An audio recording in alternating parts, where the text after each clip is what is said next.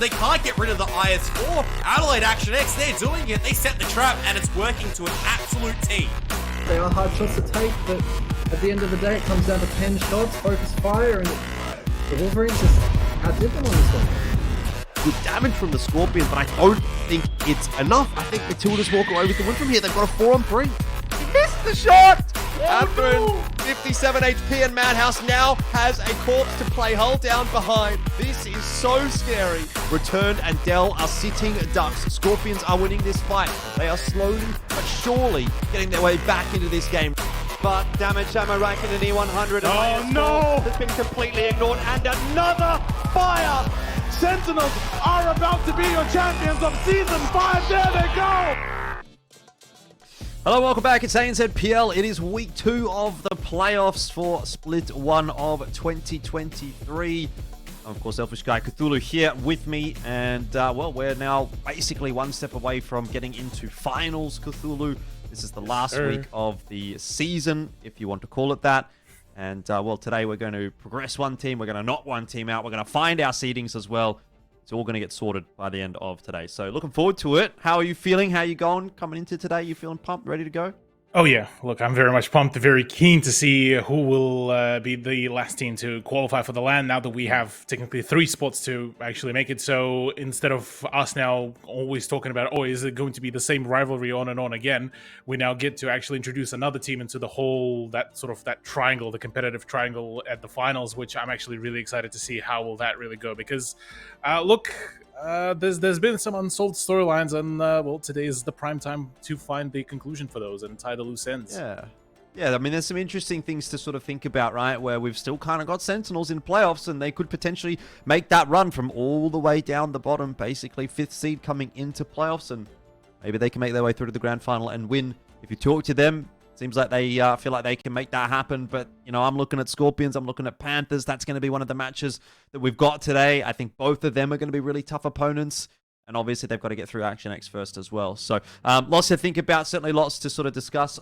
As far as last week was concerned, I don't know that we necessarily saw any surprises, at least as far as I'm concerned, right? I did predict for the 2 victors. So, things kind of went the way that I thought they would. But, you know, some close results at the very least. Yeah, that's true. That's true. Look, I think the biggest storyline for myself here is the whole, you know, the Action X run so far. They've been, well, today they're being presented with the 3rd and the last one, so whether it's sort of the 3rd time's the charm or maybe not. But yeah, look, it's been a very rough run for Action X, where they originally were posed to be the team to become the 1st seed if they would have won against Wolverines. That didn't happen. Then they got presented with the opportunity to go into the LAN if they would have beaten Panthers. That also didn't happen, and it got concluded at the tiebreaker as well. So things definitely looked very, very rough. Whereas, yeah, for Matildas, it was a little bit more decisive. Although I do have to say, the 2 rounds that they did manage to claim was actually really, really entertaining to watch. Yeah, indeed.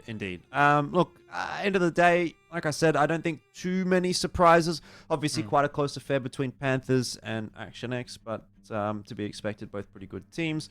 Look, let's talk about the LAN finals as well, because that's what everyone is gunning for at the moment. We all want to be going to LAN finals. At least we know, yourself and myself will be there. Blue Panda's going to be there as well. Question is, which teams are going to be there? Will Karath be there? We're always excited to see Karath.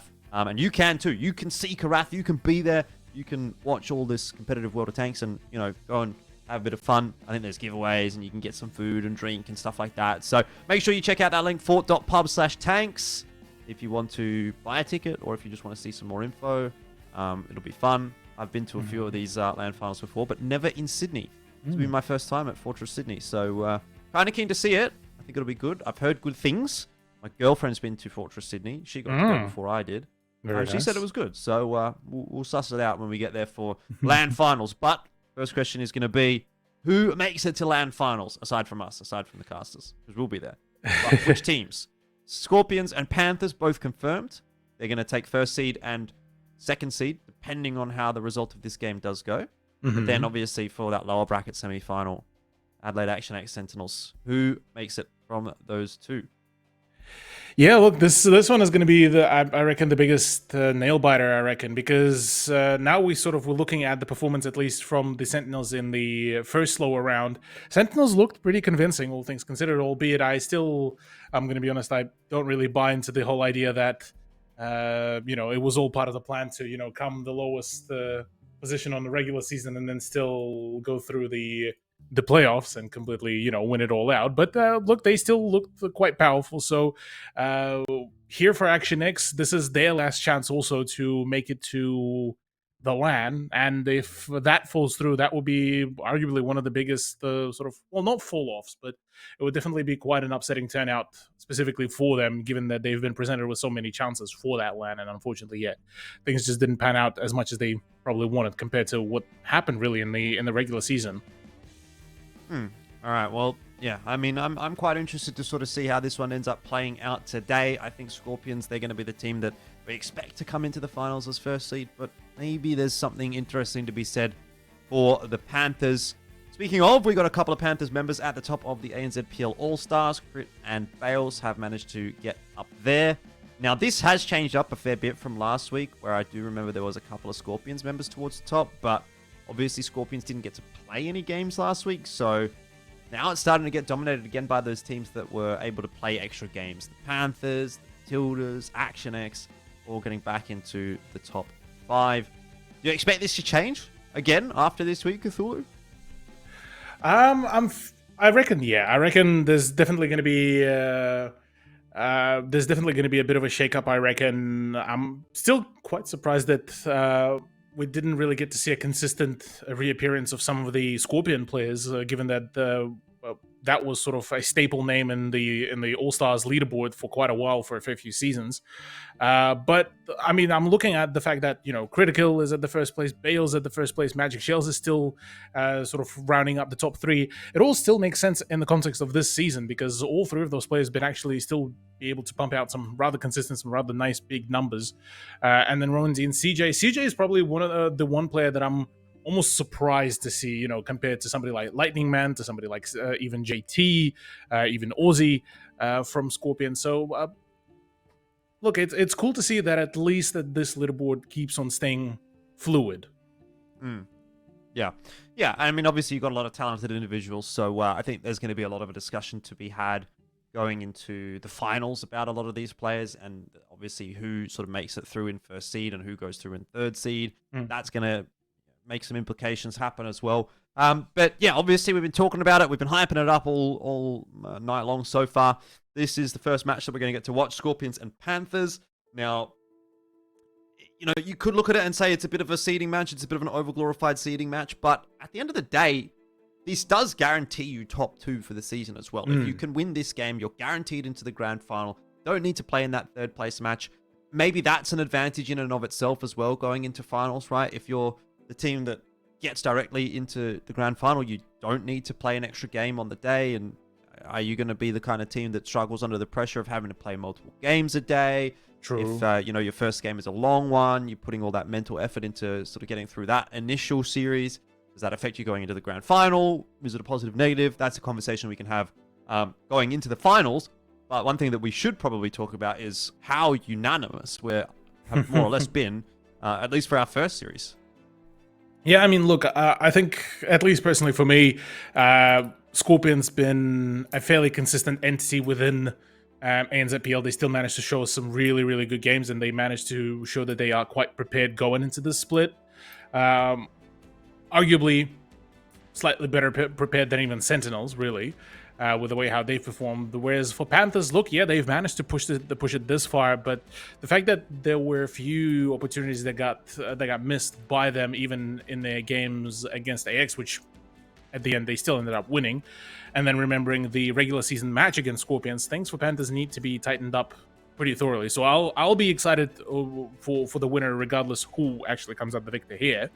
Whereas for the Action X versus Sentinels, I'm more so at this point, I'm playing ball with their confidence. If they're saying they're confident, sure, I'll play ball. I'll go for the prediction for the Sentinels. But once again, the way how I'm looking at the second match is that if Sentinels win, yeah, look, that continues the whole potential rivalry between, you know, possible, you know, Scorpions versus Sentinels. Will Scorpions be able to claim the victory? But then on the other hand, if AX win, we finally get, you know, fresh blood into the LAN environment. That's 1. And 2, we're guaranteed to crown a whole new champion for the split as well, which would be also another exciting opportunity.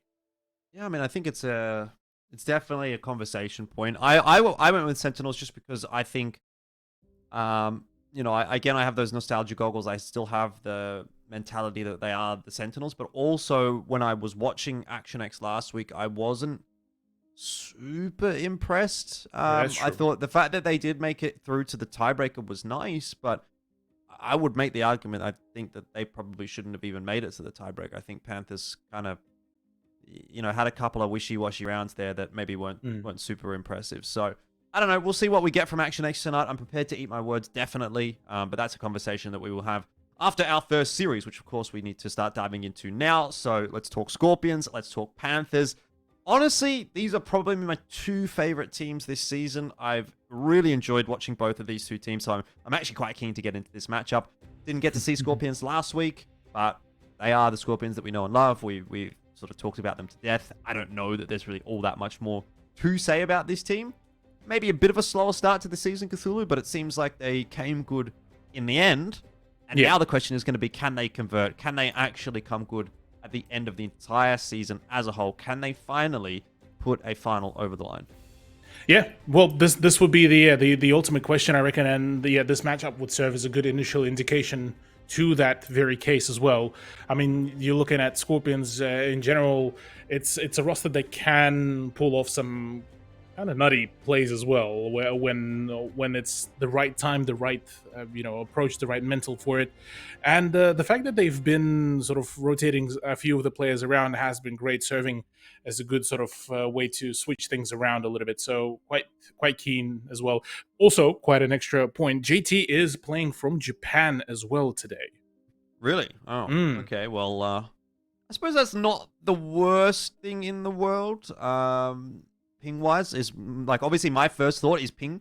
How does he connect to the server, and is it going to be okay? Obviously, we're playing on ANZ, so I don't know exactly what the ping is to Japan, but I guess it's sub 150, which is definitely playable in World of Tanks. It's just going to be a case of whether there's packet loss or any sort of anything like that. But he should be okay. We'll see if it affects his gameplay at all. Panthers coming in, looking pretty good so far. Had a bit of a I would say a shaky series last week, but they probably looked more good than bad is the takeaway I've got. Yeah, no, 100%. Yeah, they definitely look quite prepared, quite ready for it all. I mean, between the fact that, you're looking at any interview that we got to talk with the Panthers, they always end up talking, either in a jokingly manner or in a serious manner that, JS has been pushing as well the team. The whole team is feeling quite well in terms of just their chemistry and how well they're gelling together. So it's been a good timeline. Plus, with introduction of Crit as well as part of what feels like now like a permanent roster as well. Things for Panthers been actually going really, really well, and it's been an exciting season for them comparative to what almost past two ones. Well, last season was the big disappointment for me, but it seems like they are making some nice amends for it. Obviously, they've qualified for the final, which is going to be the first thing. And the question now is going to be, are they going to take it into the lower bracket final or into the grand final itself? I think this is a very winnable series, actually, for Scorpions or for Panthers. I think it's an interesting matchup. Both teams quite solid on paper, in my opinion. The map pool looks fairly favorable for both teams. We know Panthers like to play Prokhorovka. Scorpions have got a lot of experience on Himmelsdorf as well. Ghost Town's right in the middle of the map pool for most teams nowadays as well. It seems to be one of those real go-tos. So the only real sticking point for me here might actually end up being Tiebreaker of Tundra, but we may not even need it. Yeah, the way how I'm seeing this as well, honestly, Prokhorovka could be a very fruitful map right now for Scorpions because, I mean, remembering the regular season, when Panthers played against Scorpions, this was the map that Scorpions completely turned everything around in terms of scoring, and we got to see some absolutely ridiculous return to form after, mind you, Panthers did a phenomenal job at focus firing. They managed to isolate JT in that regular season matchup so well, but at the end, Scorpions did manage to actually adapt around that and more so just set things up so defensively, so well in terms of the focus fire that no matter even if they were at a tank disadvantage, it didn't really end up affecting them a whole lot. So I'm looking at this map, at these map picks. I want to see. Well, if Panthers would want to succeed, I would want to see them win 2-0 on Himmelsdorf before they go into Prokhorovka, because Prokhorovka has a really heavy chance that Scorpions will be able to just absolutely run away with it like a heist. Yeah, I mean, I guess we'll have to wait and see. Obviously, quite keen to get into the series, and I suppose that's where we're really going to get all of our answers. Looks like it's time, so we'll jump on to Himmelsdorf to kick things off. If you're right, a 2-0 will be important here for the Panthers. Look, I'll be real with you. I think a 2-0 on your own map pick is going to be important when you're going up against Scorpions, regardless of what the map pool looks like. So hopefully it'll be a good start for the Panthers. Otherwise, maybe we'll be seeing Scorpions through to the grand final. Starts off with a 50B for Bales. Always like that for the Panthers. And Scorpions, got a very, very heavy lineup from them.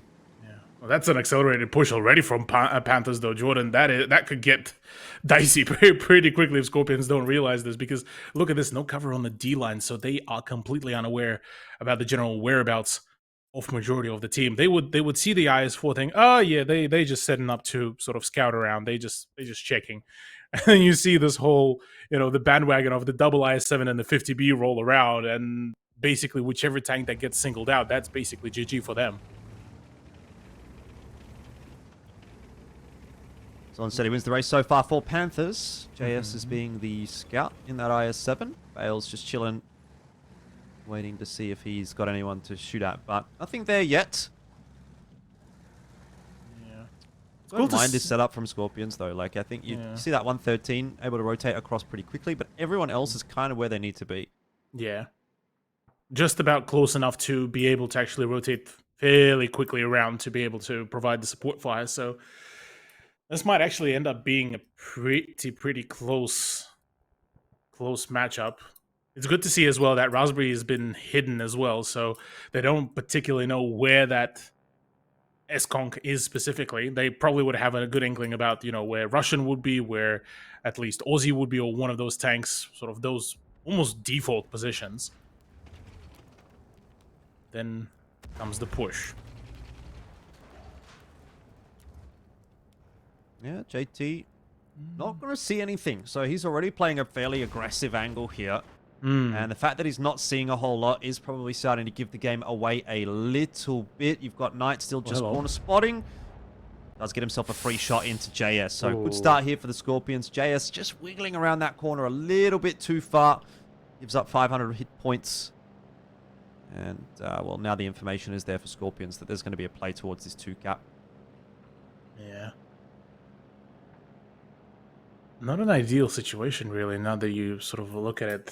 Having JS somewhat low in HP in an IS-7 nonetheless as well, the tank that doesn't really provide as competitive of a DPM as, say, something even like a 113 or even an E100 or specifically S-Conk, really, could make things a whole lot more problematic. Apart from that, yeah, look, for Scorpions, this setup is really, really solid.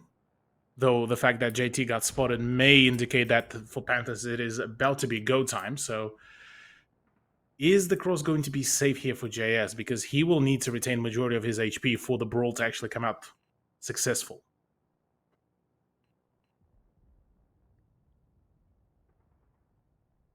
Off we go.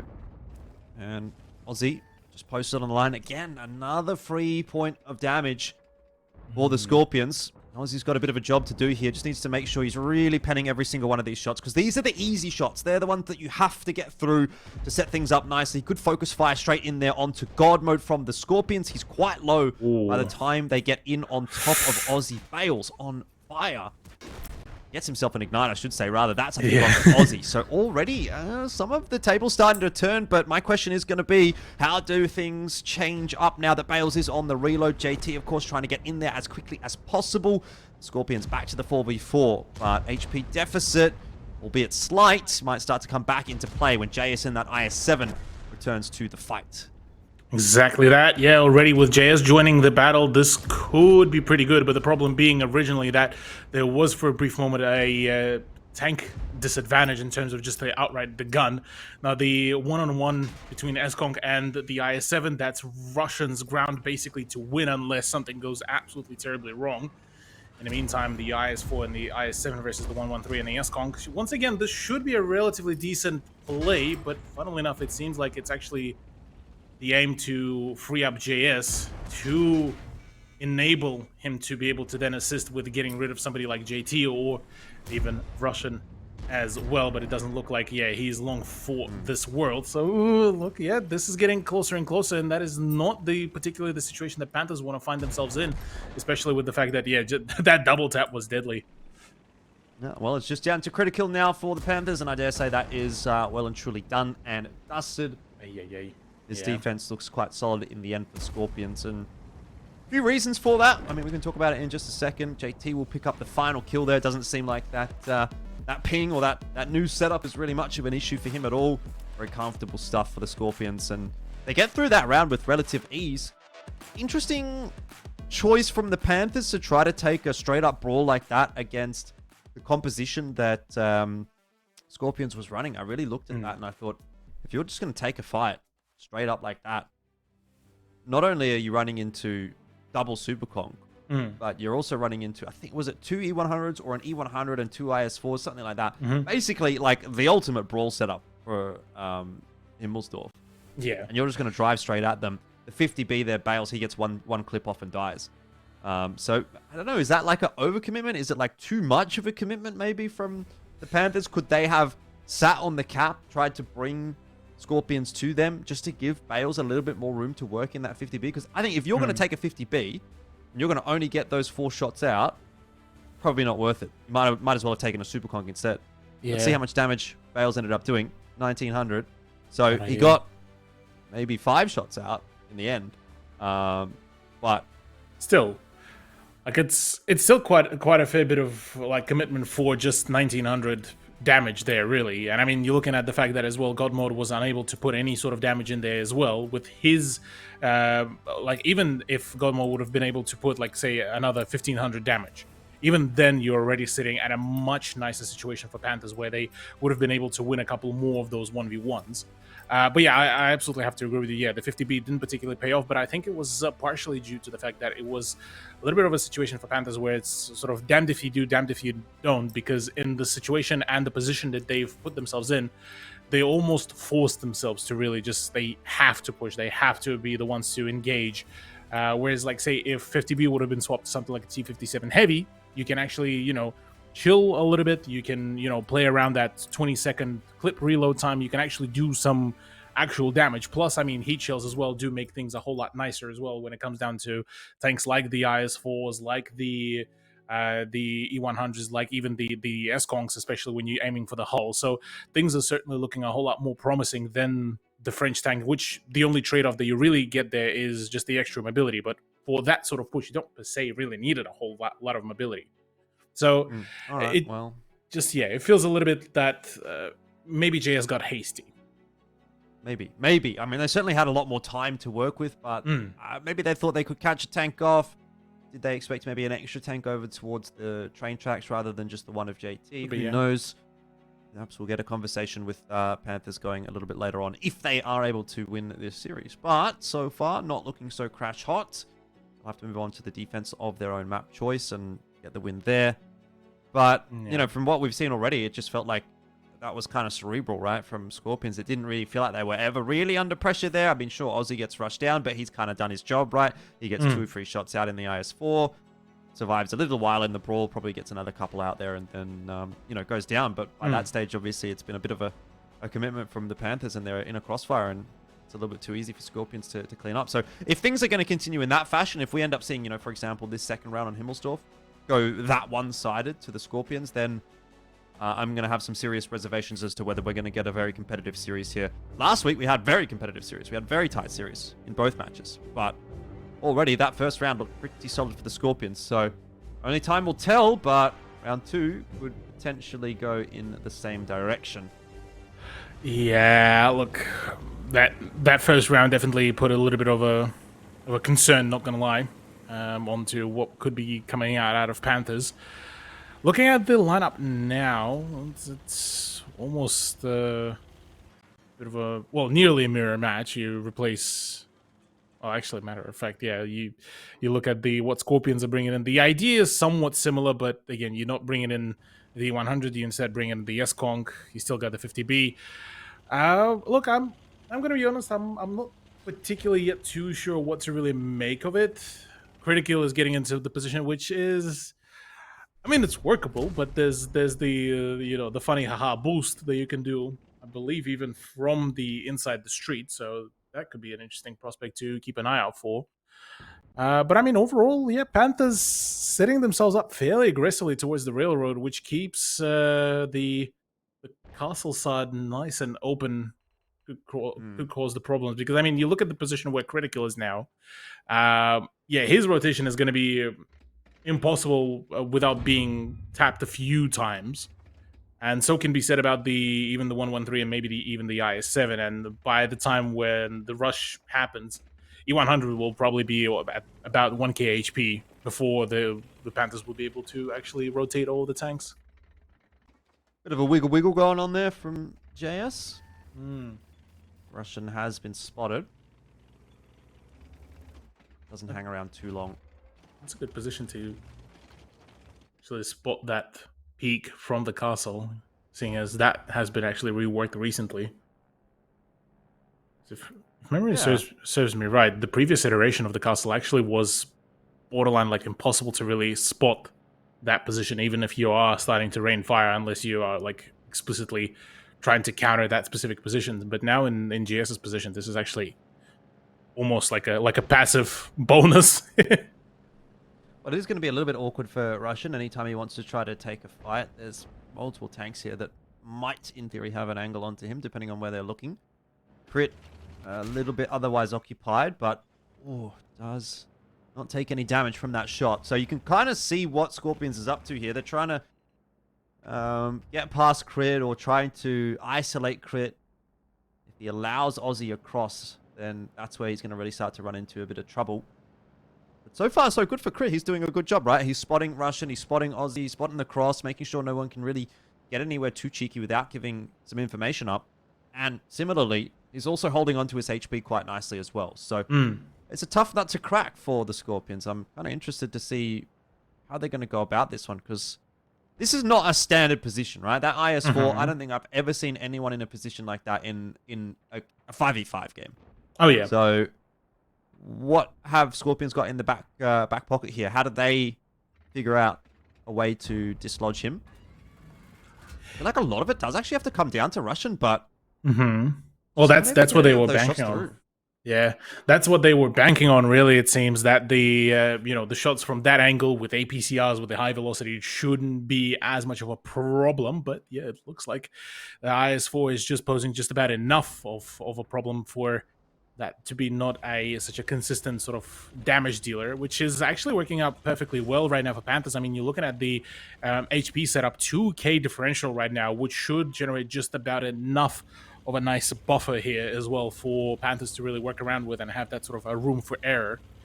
But it is, I think this is the first time we actually get to see, the autoloader player that would be usually sent to castle actually completely forfeit that whole idea to try to just rendezvous with the rest of the team for just a altogether push, rather than, trying to push towards that sort of B0, A0 position. And so that's already quite a statement for that position, which could possibly maybe later down the line become a bit more meta, maybe even.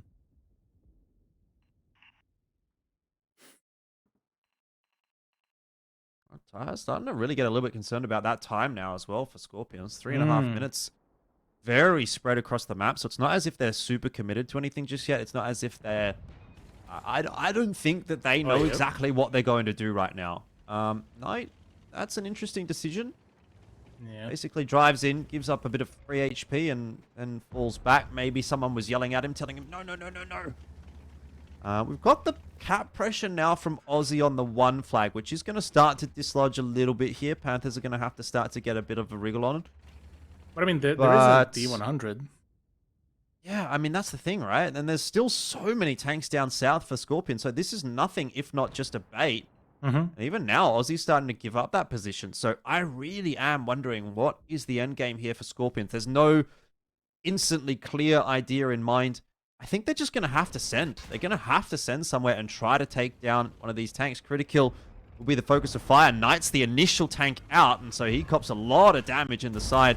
And all of a sudden, now here comes the cavalry. Scorpions know that they've got to go. This might not be the ideal play, but it's what they've got to go for. They don't have any other options. Russian just deleted in that 50B. Don't know if he really got anything off there at all. And, well, the rest of the fight is not looking good either. It looks like Panthers have come up with something that Scorpions have not seen before. And they don't know how to answer to it. And it certainly seems like it should be Panthers from here to close the round out. Absolutely. So, yeah, look, the positioning actually worked out perfectly well here, and even with Critical dying, he already dealt like 3k plus damage from his position, plus he managed to bait out that push. So, but honestly, with that sort of double swing, even with the overmatch in terms of just the sheer guns against his position, those two tanks were out in the open. That was the freest set of damage that could have been, farmed, unless it was, a constant rotation, driving around, making circles behind the barricades. But even that didn't all work out at all. So yeah, look, this is an excellent hold by Panthers, which definitely will be setting themselves up quite nicely for any further defenses as well. So right now a 1-1. Yeah, that's solid. Yeah, I mean, that was a really cool round to watch, because it's one of those situations again where, I mean, I don't know if what I'm saying here is correct or true, but it seemed like to me Scorpions had not really seen that before. They didn't know necessarily what the protocol was to kind of dislodge that. And I kind of like that from the Panthers, right? Because Scorpions is one of those teams. They're like super well drilled. They've been together for a long time. Everyone knows what they need to be doing. But if you can find a way to unsettle them, and they've only got 8 minutes to try to figure it out, maybe that's where things start to fall apart a little bit, right? You saw Knight going up over the ridge, taking the free shot of damage. You saw Russian taking a couple of shots up on that hill, not being able to get them through onto critical. And then there's this element of doubt, this element of confusion starting to creep into the mind of the Scorpions. And if it ultimately comes down to a situation where they've just got to full send, well, as you've seen, it doesn't really work out very well for them. So, again, I don't know if that's the case necessarily, whether Scorpions had a plan in mind to deal with that in advance or not, but it certainly didn't seem like they had a great read on what to do to dislodge critical, and it felt like that one tank was kind of the major hang-up for them. Almost a little bit surprised, honestly, that they didn't just go up onto the 2 flag and try to cap. Like, that, initial little bit of a touch from Aussie wasn't too much of a factor, but what if you just rotate all of your tanks through south, up through the hill? I know this is an easy call to make maybe in hindsight, and get them all on the 2 flag. What then does that mean for Panthers, who then have to rotate? Like, you'd have to make that call pretty early. I think that's the issue.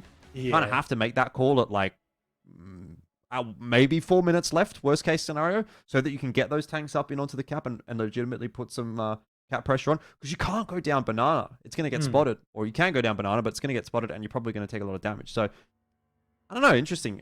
Might have to go back and rewatch that one and sort of think about things.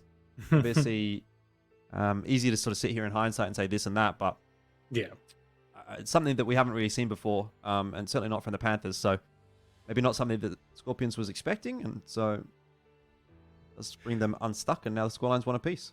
Yeah, look, I'm genuinely quite keen to sort of maybe sort of leaning towards the possible futures. Say if that sort of similar strat gets pulled out, and say if by the timing and partially coincidence, say you would have introduced, instead of that 50B, say once again a tank that would be able to even just sling just heat shells rather than APCRs, or even just something as weird as Stridsvan, albeit again very niche pick for that specific situation.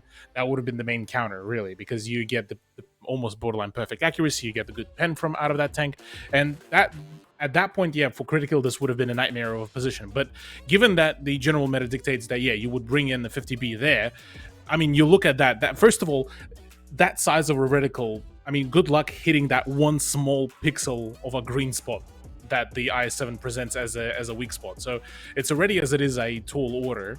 But I definitely have to agree with you, the rotation would have been quite cool to see. But then, if that would have been a full-blown rotation for the whole team through the castle, that would have actually freed up the rotation spot for critical. Were you watching on the replay there? Russian just sending it through the courtyard, getting farmed. Like, I think that very much was a metaphor for how the game kind of went, right? Yeah. Scorpions, at a certain point, were like, oh, like, we've just got to go.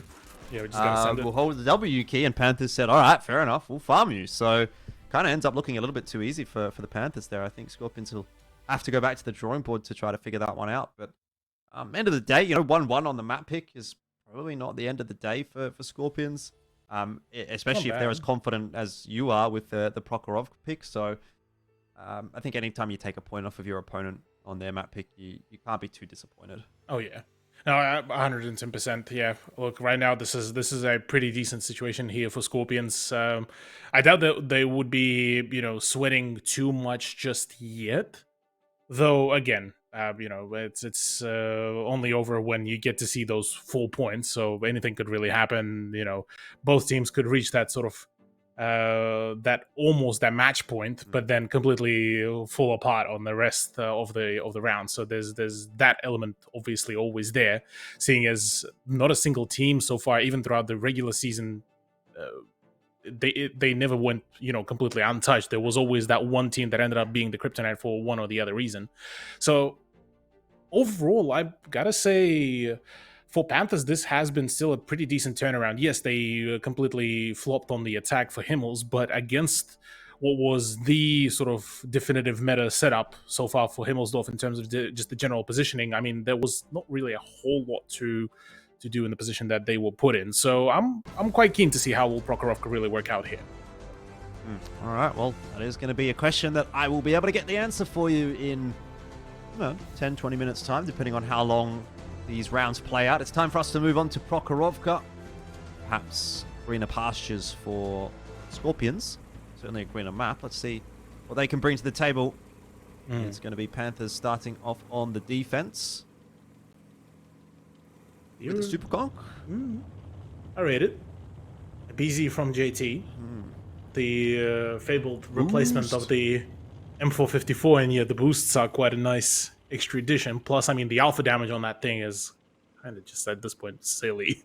How much damage per shot you can output. Wargaming, they need to, like, when you drive through a bush with the boost on, like, the bush needs to turn on fire. Set on fire. It's like, there's flame jets coming out the back of that tank, man. Imagine permanent damage to the bushes. Yeah, I know. Like, it removes the camo from the bush or something. There you go. That's a big brain. Get me later, Wargaming. Well, Scorpions already suffering a little bit of damage there onto JT. No response, even though a shot is fired from Russian. And I recall a game that Scorpions played in the regular season where they kind of got stuck in a similar position here and then farmed. So they have hopefully had looked back at that and seen what's gone wrong. Good little cheeky shot in there from Aussie, but he does cop one in response. So at least there is some consequence to that peak as well, which is good right now for Panthers. But yeah, that crossfire should be good, though it is almost surprising to see that the scoreline is almost even. Better yet, Scorpions are still somehow coming out the victors, despite the fact that they were the ones being cornered at those engagements. And I mean, you're looking at crit 1900, God mode on 1700 for JS. It's not looking as promising, though. Finally, we're starting to see that sort of equalization of the scoreline. The main big point here is that Bales needs to win his position, because otherwise Aussie gets to basically farm for free.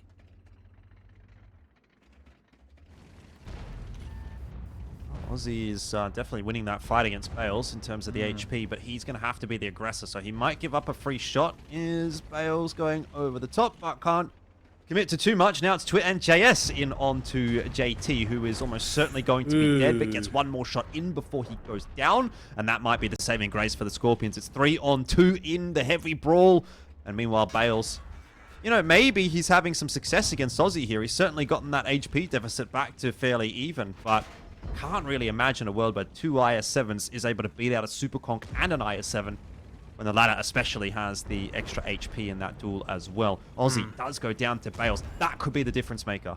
Yeah, but now Bales needs to basically just boost over to middle, because right now this is a losing battle, and he needs to make it there before, well, ideally before JS would have fallen, but that's unfortunately the end result. Now at this point, it is the decision whether he wants to just try to get to middle and try to farm up, or does he wants to just try to take head on. Ideally, you would want to fall back to either A0 or to the hill, play around the landscape there, and that way you can utilize the Centurion. Yeah, you gotta go hill. You gotta get that elevation against IS-7. That is going to be the key bit of weaponry. But yeah, too late, unfortunately, for Bales, it seems. Yeah, I think they've left him a little bit too much to do here. 627 HP will at least afford him 2 shots. So he can afford to eat 1 shell without going down, but it's really not a whole lot of wiggle room here. And he's got to survive for 4 minutes. Already eating 500 damage through from the IS-7 there. He'll trade 1 back in response, maybe even 2 if he's feeling bold about it. But end of the day, that exchange is not going to be favorable. And in all that meanwhile as well, Raspberry is pushing his way forward. And that pretty much means the end of Bales by the time Raspberry gets on top of him. There's just no world where Bales should be surviving here. And Raspberry will make no mistake. So it got a little bit exciting with the fact that Aussie wasn't able to finish Bales off in that 1v1. But unfortunately, Panthers lost a little bit too much elsewhere. And so Scorpions do go through pretty comfortably on their attacking side of Prokhorovka, which was looking a little bit up and down to begin with, but they got it locked in. So now they can aim for the 3-1. Yeah. This is actually quite an exciting opportunity here for Scorpions because, yeah, for them, this means sort of a nice, quick conclusion in their favor to possibly go and sort of wrap it up. But, yeah, for Panthers, I'm still a little bit confused almost as to at which point did it go wrong, because you look at the initial presence on the map. They had the ball control. They had the the crossfire from the main ridgeline.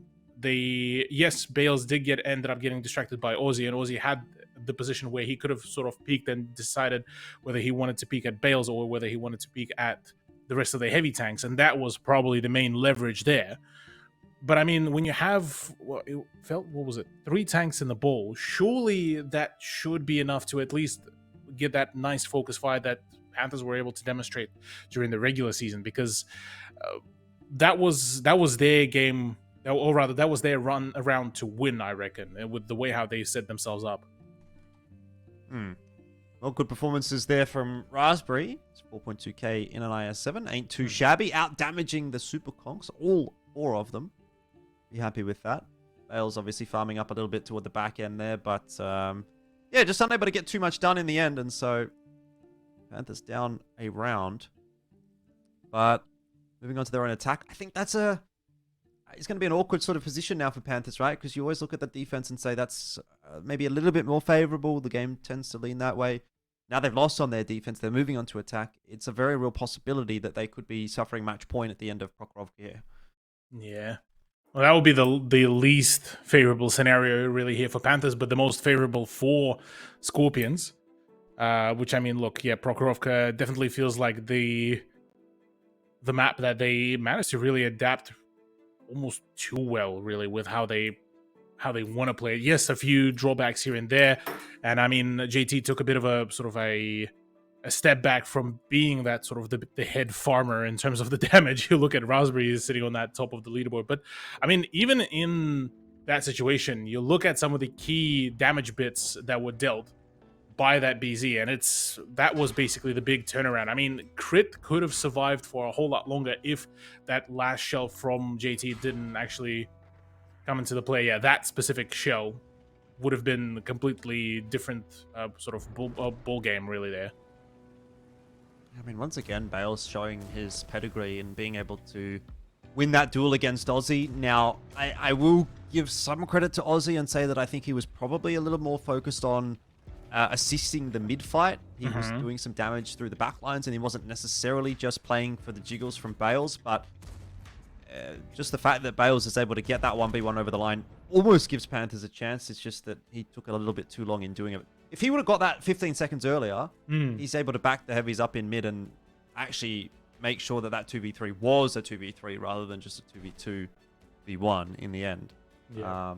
But ultimately not able to do enough. So see what they can do here on the attack. Panthers, they need to pull off a pretty big one in order to equalize this series at 2 apiece. Otherwise, Scorpions will be on match point heading into Ghost Town, which I dare say is a pretty scary prospect for the Panthers.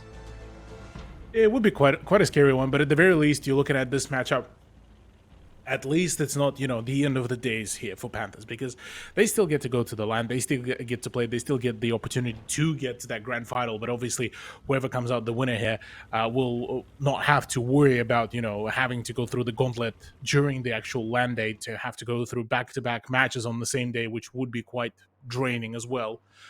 So, yeah, look, this matchup still bears a lot of power to it. And the way how I'm looking at this setup, Scorpions may actually have a really big brain idea, yeah? Yeah, they are really sending it, and rushing in an STRV is always going to be a scary prospect. Oh, yeah. He is perched high in the sky, looking for any highlights to come through these bushes, but hasn't yet found a target to aim at. JT, his commander, is injured. Not a big issue. Not for He's still able to spot COD mode anyway, so no worries. Yeah, now some shots starting to come through onto Aussie. At the moment, it's not particularly the worst case scenario here for Panthers. One would argue, actually, the position that they are in right now, they're not overexposing themselves. They're acknowledging how dangerous Russian can be in that Stridswarm. So instead, they are playing around that secondary ridgeline, trying to assist JS in his position, and they're not really abandoning it how majority of the teams did. So before even that whole raiding party comes around, Knight might even go down, which is actually the best case scenario here, funnily enough, for Panthers, despite the fact that they are on the attack on Prokhorovka. Well, JS under pressure at the moment, but the fact that Knight's gone down early is pretty bad for Scorpions. I'm just not sure how Scorpions is going to dig themselves out of this one. I mean, Aussie in a 1v1, CS63 versus IS7, it's kind of like a little bit of a hull down, jiggle peak kind of fight. You just never expect the CS63 to win that one. It looks like even Twit has an angle onto Aussie there as well. So he's pretty much up the creek without a paddle. The only world where Scorpions gets back into this, I think, is if Panthers makes a huge mistake and drives into Russian and lets Russian farm them in the STRV. But they would have to do that before JT goes down. Yeah. Because if it's a 2v5, I'm just not picking it up. You know what I mean? Like, Panthers there, they just go down to the 2 flag, cap out, pretty much easy peasy. But if Panthers, for some reason, decide that they want to, like, YOLO push into JT to kill him or something like that, and you give Russian an angle or two with the STRV, like that, HP advantage can shrink really quick.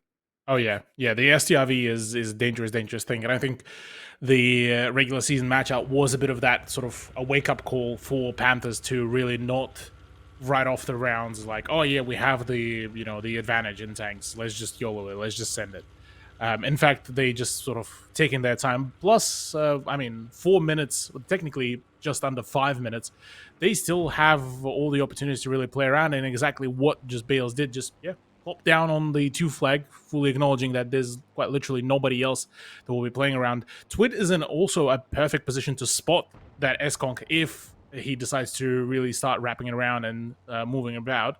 The only person that would probably be able to sneak by would be the Stridsvan, but in the current position, Russia needs to basically sit at that spot to try to at least keep JT alive for as long as he can. Problem being as well, you're looking at the 2 flag is an issue. Yeah, the 2 flag is an issue. For Scorpions, there's the push. Is God mode? Yeah, God mode is going to get farmed, but I think at this point they are quite happy because there's no way that Raspberry should be able to cross without any punishment. Is he spotted? Yeah, he is spotted. Spot Russian. Yeah. Russian's not, so... Russian's not spotted, yeah. Well, they know his whereabouts. So. This is the thing, though. This is what I said. It's like, if you just drive in and try to farm JT, maybe Russian can equalize that HP deficit, and to an extent, it's gone from 3k to about 2k now. I'm not sure that's going to help Scorpions a huge amount. Like, it's still a very difficult round to clutch out, but let's just for a minute entertain the fact that Raspberry's able to get a pretty clean reset here, doesn't give up too much HP for it. Does Russian get set up in A6 and, on the train tracks, able to start farming up? Like, is there a world where Scorpions can clutch this one up? Raspberry's looking for the reset, and he will get it. So far, hasn't cost him too much HP, if any at all. There's one shot that does go through, but now he'll be able to start taking this fight.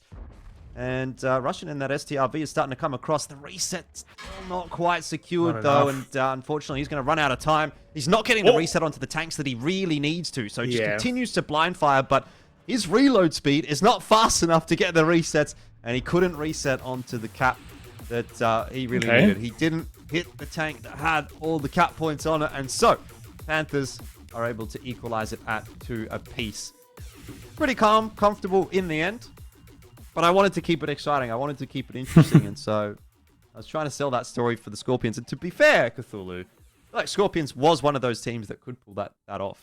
Oh yeah, they are one of the few teams that has that almost magical ability to, no matter what sort of the odds, they can still bring it back at the most inconvenient sort of way for the enemy team. And yeah, for Panthers here, if at least one of those shots, one of those resets actually would have landed on Bales, that would have been it. That would have been the unfortunate sort of circumstance where Raspberry would have been able to actually farm up rather nicely. But yeah, because of the bush line, the way how it was all made, things definitely didn't look particularly too much fun. And then this is being very heavily reflected as well on the scoreline. I mean, apart from Russia and everyone else definitely not having the best performance in terms of the damage. Also, I believe I just realized that I think I actually forgot to do my fantasy for this playday. Oh, no. I mean, it doesn't matter. You were really in the bin anyway, so... Oh, no, wait. just No, come up I with did it. I did it. Never mind. the Yeah, fantasy. in The game. fantasy doesn't matter anyway. You just got to really go all in on predictions. Do the opposite of what I did last season. Fair bit of damage done there by Russian in the end, but not a whole lot from the rest of the Scorpions gang. But... you know, at this point now, it kind of looks like we're pretty much going the distance. We're going to get the full 2 rounds out of Ghost Town. Maybe we still get to go and see Tundra as well. But once again, ends up looking like we're going to have a fairly competitive series in the end, despite what we might have expected after that first round. JS did a fair chunk there as well. Good solid stuff across the board, really, from the Panthers. Not too much more to say about that one. I felt like Scorpions, they tried something. They tried to, you know, get a little bit cheeky, throw something in the mix. But Panthers were well set up to deal with it. And obviously were able to punish as a result. Yeah. No, this was a very, very solid, very nicely orchestrated round by Panthers, where the moment they saw the Stritzvan being brought out, they realized, okay, yeah, that's literally a middle ridge farmer being brought out. So play low, play sort of for any defensive original positions, because that would have basically that setup with the Stritzvan basically clears out majority of the aggression from the 1-2 line and opens up that free space. So yeah, they read into that flawlessly, really. And after that, realizing that all of the reinforcements have been actually just pulled for the left side of the map. 2 flag was basically a no-brainer really there. So yeah, look, excellently coordinated here by Panthers. Whereas for Scorpions, yeah, look, once again, that sort of that one round where they ended up getting sort of caught out red by their opponents, which is a rarity, or at least it feels against Scorpions, it's a rarity nowadays that they would be, you know, counter-played, counter-red. Shout out to Power as well. And yeah, look, this is definitely one of those scenarios that I. Not gonna lie, I didn't really expect for Scorpions to try to that sort of heavily lean into that 1-2 push, especially on the defense. Yeah, no, I mean, I don't think that they necessarily even needed to either. Like, do you need to push all the way down the 1-2 line, or can you just set up the STRV where it was and not necessarily overcommit past the mid-ridge? Either way, I mean, you know, digging into it maybe a little bit too deep. These shots from Russian were pretty good.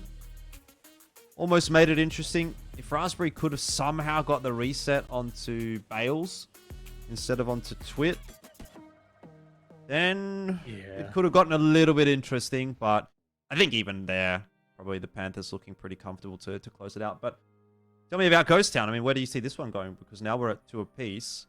I think Ghost Town's a map that I've seen a lot from both teams this season. So I think this one's a hard one to call. I mean, I could very much see a 1-1 coming through on this map as well.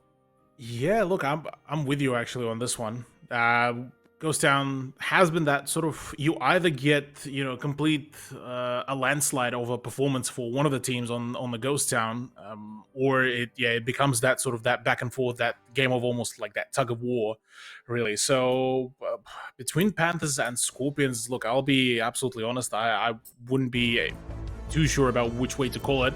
I do know for a fact that this is going to be one of the closer maps, I reckon, and we could have absolutely all the chances to really go into the tiebreaker, and even then I wouldn't be able to really predict as to who would come out the victor. Well, don't have to worry about that too much more, as we can get into Ghost Town and see which way it's going to end up going. Panthers on the attack. 50B there for Bales. IS-7277 Super Conk E100. They've gone for the party mix on the attack here, the Panthers. Sort of a similar approach actually from the Scorpions, although they've gone double IS-4. No auto loader. But they do have a medium tank there as well, so a little bit more control of the outskirts from the Scorpions. Super Conk up in the F1 position. Yeah. Nice bunched up play from Panthers once again. It's the 50B coming out rather than the American counterpart. Which, curious to see how will that really work out. Usually, you'd probably prefer to have that double up on the French autoloaders to have, you know, the full effect of destructive power. But regardless of it, I mean, I'm looking at the Scorpions. They have a much more sort of I want to say polished lineup, but polished more so in the fact that you look at each and every one of those players and you sort of look at it like, yep, each one of those sort of align with the roles that they've been more so given. So this is so far looking pretty stable. Good bleed onto Twit, and the fact that right now Twit does not have a single point of support as well does make it even more frustrating right now for Panthers to just get any sort of progress, and only now they're starting to re-swing after baiting that sort of original swing from JT. Yeah, but even so, the exchanges are still fairly favorable for the Scorpions. A lot of damage in onto JT, but aside from him, most of the tanks are looking comfortable. And I think Twit is in a bit of a spot of bother here. I see that rotation coming through from Raspberry in the IS-4. He's going to be spotting for Russian just in case there was anyone on that line, but really not a whole lot for Russian to shoot at just yet. And actually, if we were to look at the entire Panthers setup, it's not a whole lot for him to shoot at in general for the moment. No cap pressure either. So what happened to Twit? True. Where's Twit? The Twit sort of backed out, yeah, into that corner where it's not per se yet the capping circle, but he's in that vicinity, so he can still keep on sort of, again, keep on reapplying that pressure. Problem right now is GS swings, that's the position that is open for Aussie to farm up. You look at the E100 swing, that's where the JT Raspberry duo can really farm, plus you have that E100 being played as well by Knight. So Panthers, once again, sort of, it feels like that round one of Himmelsdorf all over again, really.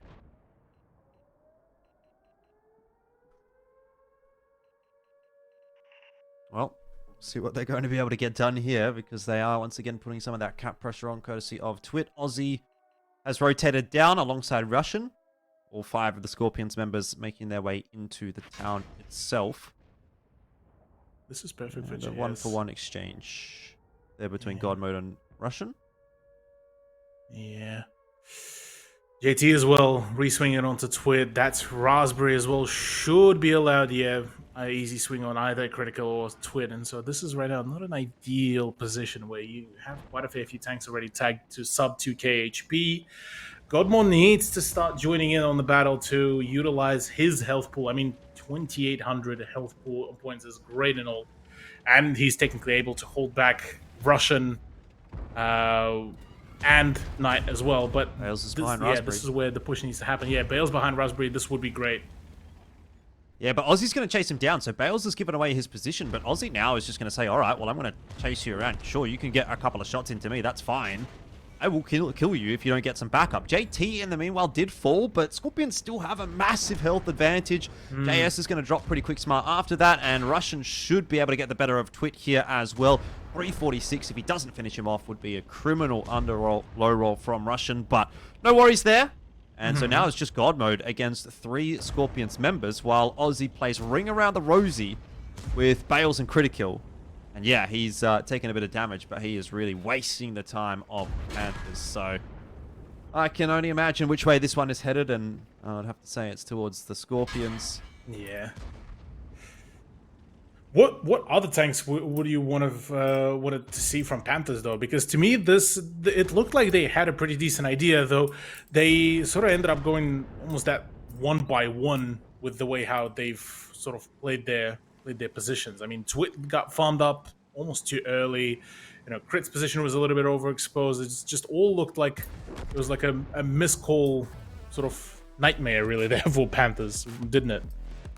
Yeah, I mean, I don't think it was necessarily the tank selections that was an issue there for Panthers. Like, you can bring that kind of a lineup and it's perfectly acceptable to do so.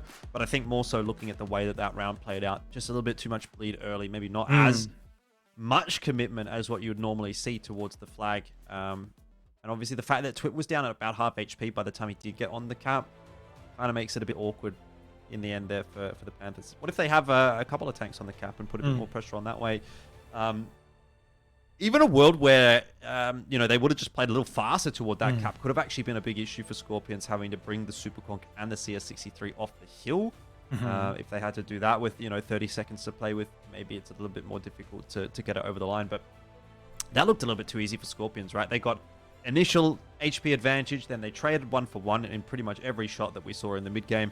And ultimately, they got given enough time to find the angles and more or less bully Panthers away with a war of attrition. So, yeah, good numbers across the board there from the Scorpions. No one under 2k damage, 75+% pen rate. You love to see it.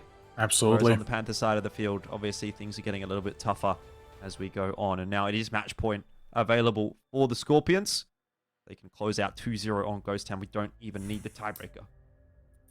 Yeah, that will be the dangerous part here because, I mean, yeah, for Panthers, it's been sort of the whole storyline for them that, yes, they have been improving. Yes, they are at a much better state comparative to the last season, but there's still miles to go to, you know, really perfect their performance, their play, where they would have some of those rounds where it's just a complete miss, and they would have the rounds which would be, you know, just perfect, right sort of on the head there. And yeah, one of the well, this one was one of the arguably one of the worst rounds that Panthers could have really found themselves in. The early trades didn't work out. One would hope that maybe the defense will really work for them, but this is, yeah, their last chance to really try to make it to the grand finals, or even, well, keep on contesting the opportunity for the grand finals. Whereas for Scorpions, yeah, look, they, throughout majority of the whole matchup, bar that, I think maybe the first round of Prokhorovka, where they sort of dipped a little bit more into some more intricate sort of setups and strats, but even then it felt fairly sort of simple enough. So for Scorpions, it doesn't really feel as if they, you know, sweating too much about this matchup, and that sort of either leads into the storyline where, you know, Scorpions are actually in fact still hiding majority of their strats and they're just that good that they can just play sort of almost meta setups, or their strat pool going into the grand finals could be a little bit shallow. I don't know. I don't think that Scorpions is hiding their strats all that much. Like, we've seen a few interesting setups from them, particularly that Prokhorovka with the STRV. Like, that doesn't scream super meta to me. As far as, you know, Ghost Town is concerned, that was a little bit more standard stuff. But with that said, like, I would say Scorpions is going to be the kind of team that over the next couple of weeks will come up with some new stuff for that grand final. And, well, they'll hope to make it into the grand final so that they won't have to display any of that in the third or third place match. So, you know, that's another actual talking point that we didn't really touch on about how important it could be potentially to win this series. But something that, yeah, I think that they'll be all over. You know, they will be feeling pretty comfortable going into the finals regardless of where they end up placing. But I don't think that they're hiding too much at the moment. Like, this is still quite an important game. This is the difference between potentially finishing third in the season or getting a minimum second and obviously getting a free auto berth into the grand final. So it doesn't really make sense at this point for them to be hiding strategies. And it's also not as if Panthers is a weak team. It's not as if they're like a pushover. We've already seen that they can definitely contest with the Scorpions. So I think it would be remiss to say that Scorpions is hiding strats. And able to take that away from the Panthers. But let's see what Panthers can do. They can equalize this and take us through to yet another tiebreaker in the playoffs. Wouldn't be the first one, and hopefully wouldn't be the last one, but here we go. Defense for the Panthers, and already it looks like we're going to get an early brawl out of this. Well, that's a very accelerated play. Hey, yo. Okay, right. This kind of caught me off guard, not going to lie, Jordan. With Aussie already igniting to win, that is far from ideal. And look, I mean, that's one hell of a way to, you know, kickstart the round. That could possibly be the final nail into the coffin of your opponents. But for Scorpions right now, they kicked off that whole engagement with a health disadvantage, really. Yeah, not ideal, actually, for Scorpions now having lost Knight. It ends up being a fairly expensive 1-for-1. Health deficit for them. Bale's in a 50B on the reload right now. Can obviously come back into the fight in earnest. And Russian's on 1300 HP in his own 50B. So if there was a world where those two tanks were to run into each other, Bales obviously has the advantage there. Double super conk for the Scorpions might be the saving grace.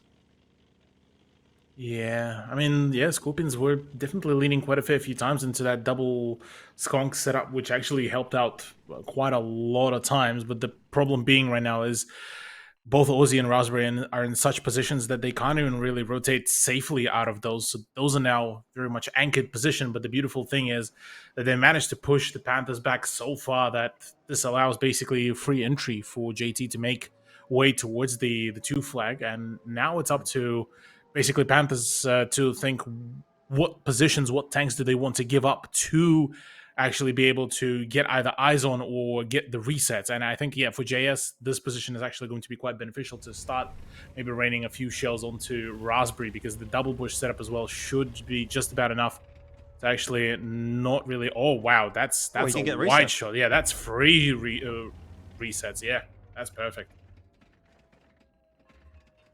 Has he spotted JT from that far away? I think it's just right at the cusp of the spotting circle, really there. And if you're pushing the view range as well for the Centurion, plus no bushes at all for the heavy tank, this is basically just enough to make it work. So, look, I mean, that's once again a great positional utility. Oh, that's a scary moment for Russian to peek around that like that. Has he gotten across there without taking any damage? Critical, just a little bit too slow up the ridge, and does kind of get punished for that peak as well by Raspberry. It starts to get a little bit awkward now for the Panthers, as they do have to start to look for that reset. It is Raspberry and Aussie to try to keep them at bay. JT going to take a peek, won't be punished for that, won't be reset, so the time is still a factor here, and now Russian swings out right behind. Starting to look good for the Scorpions. Meanwhile, Aussie is getting farmed up a little bit by Bales, but Russian should be able to finish off Crit, brings it back to the 3-on-4, and even while Aussie is going to get traded at some point, I wonder if Bales is fully clipped out here and hasn't quite finished off Aussie. I think that might be the case. So he's able to get another good shot in. Can he get another? Can he get 2 out before he goes down? Not quite. JT, he's taking the reins against Bales. He's trying to chase him down, but I wonder, have they left themselves a little bit too much to do here? The Scorpions, God mode can't block. Oh, no. He can't block JT, and so Bales might not even end up getting a reload off here. Raspberry should have the killing blow, but still, God mode not in a bad spot here. 2.2k HP, E100. JT, the shot is blocked by Raspberry. I just don't know if they've got the DPM to out-trade this E100. JT, he's spinning around. They're playing around the rosy. God mode, you've just got to focus in on one of these tanks. Can he finish off Raspberry? No is the answer. Dearie me. The Panthers are done, and Scorpions are through to the grand final. They'll take first seed out of Split 1 of ANZPL, and the Panthers do not look happy with that. Yeah, look, for a brief moment, the Panthers had the opportunity to really claim the point to go into the tiebreaker, but look, unfortunately, things didn't really align there really for them. Overall, look, I mean, from Scorpions, this is still a really good form. They managed to really keep on playing that whole storyline for themselves, that they, even at what feels originally like a slight disadvantage, either whether it's positionally or in terms of the health pool, they still have that almost magical power, really, to just be able to pull themselves back into the advantage position, into where they're able to really turn the tide around. And this was the perfect demonstration of that. So, look, once again, this has been so far a masterclass from Scorpions. And welcome back to the grand finals. But now it's more so the time for the Scorpions to start figuring out what they need to do against their potential opponents. Well, who are their potential opponents? Obviously, Panthers is still going to be one of them, and that'll be an interesting storyline if it does end up being the grand final. We'll be able to look directly at what we saw in this series to get a bit of a grip of what we might see in the grand final. But could still be Action X, could still be Sentinels.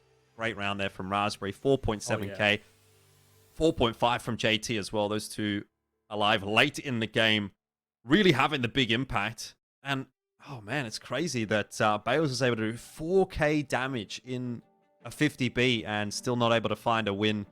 Twit, Critical, just not really quite able to hold up the counter. I mean, the thing is, though, like, it's very top-heavy, actually, on both sides, right? You've got Raspberry, JT, Aussie doing the heavy lifting, and then Russian and Knight leaving a little bit to be desired. Bales, God Mode, JS doing the heavy lifting, and Twit leaving a little bit to be desired in the end there as well. But ultimately, yeah, just a little bit better from the Scorpions. And so they'll be happy with that, getting it over the line without having to go through to the tiebreaker. True.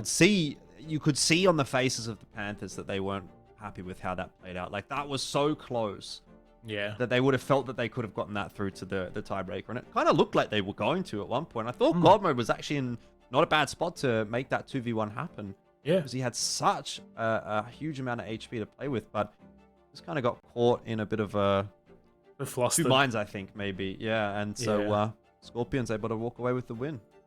Yeah. Look, I mean, I reckon for Panthers, this was quite literally a matter of 1 or 2 extra shots that would have been, pumped out from either Critical or Twit, and that would have been their round to really win. But look, unfortunately, it is what it is for them, and they still get to, participate in the LAN. They still get to play, but not in the best of the positions, really. Whereas for Scorpions, they get to, rest easy, they get to relax, they get to enjoy their time, but even during the LAN day, they don't really have to go through the whole gauntlet of, playing back-to-back games. So it's all, all fine and dandy really here for them.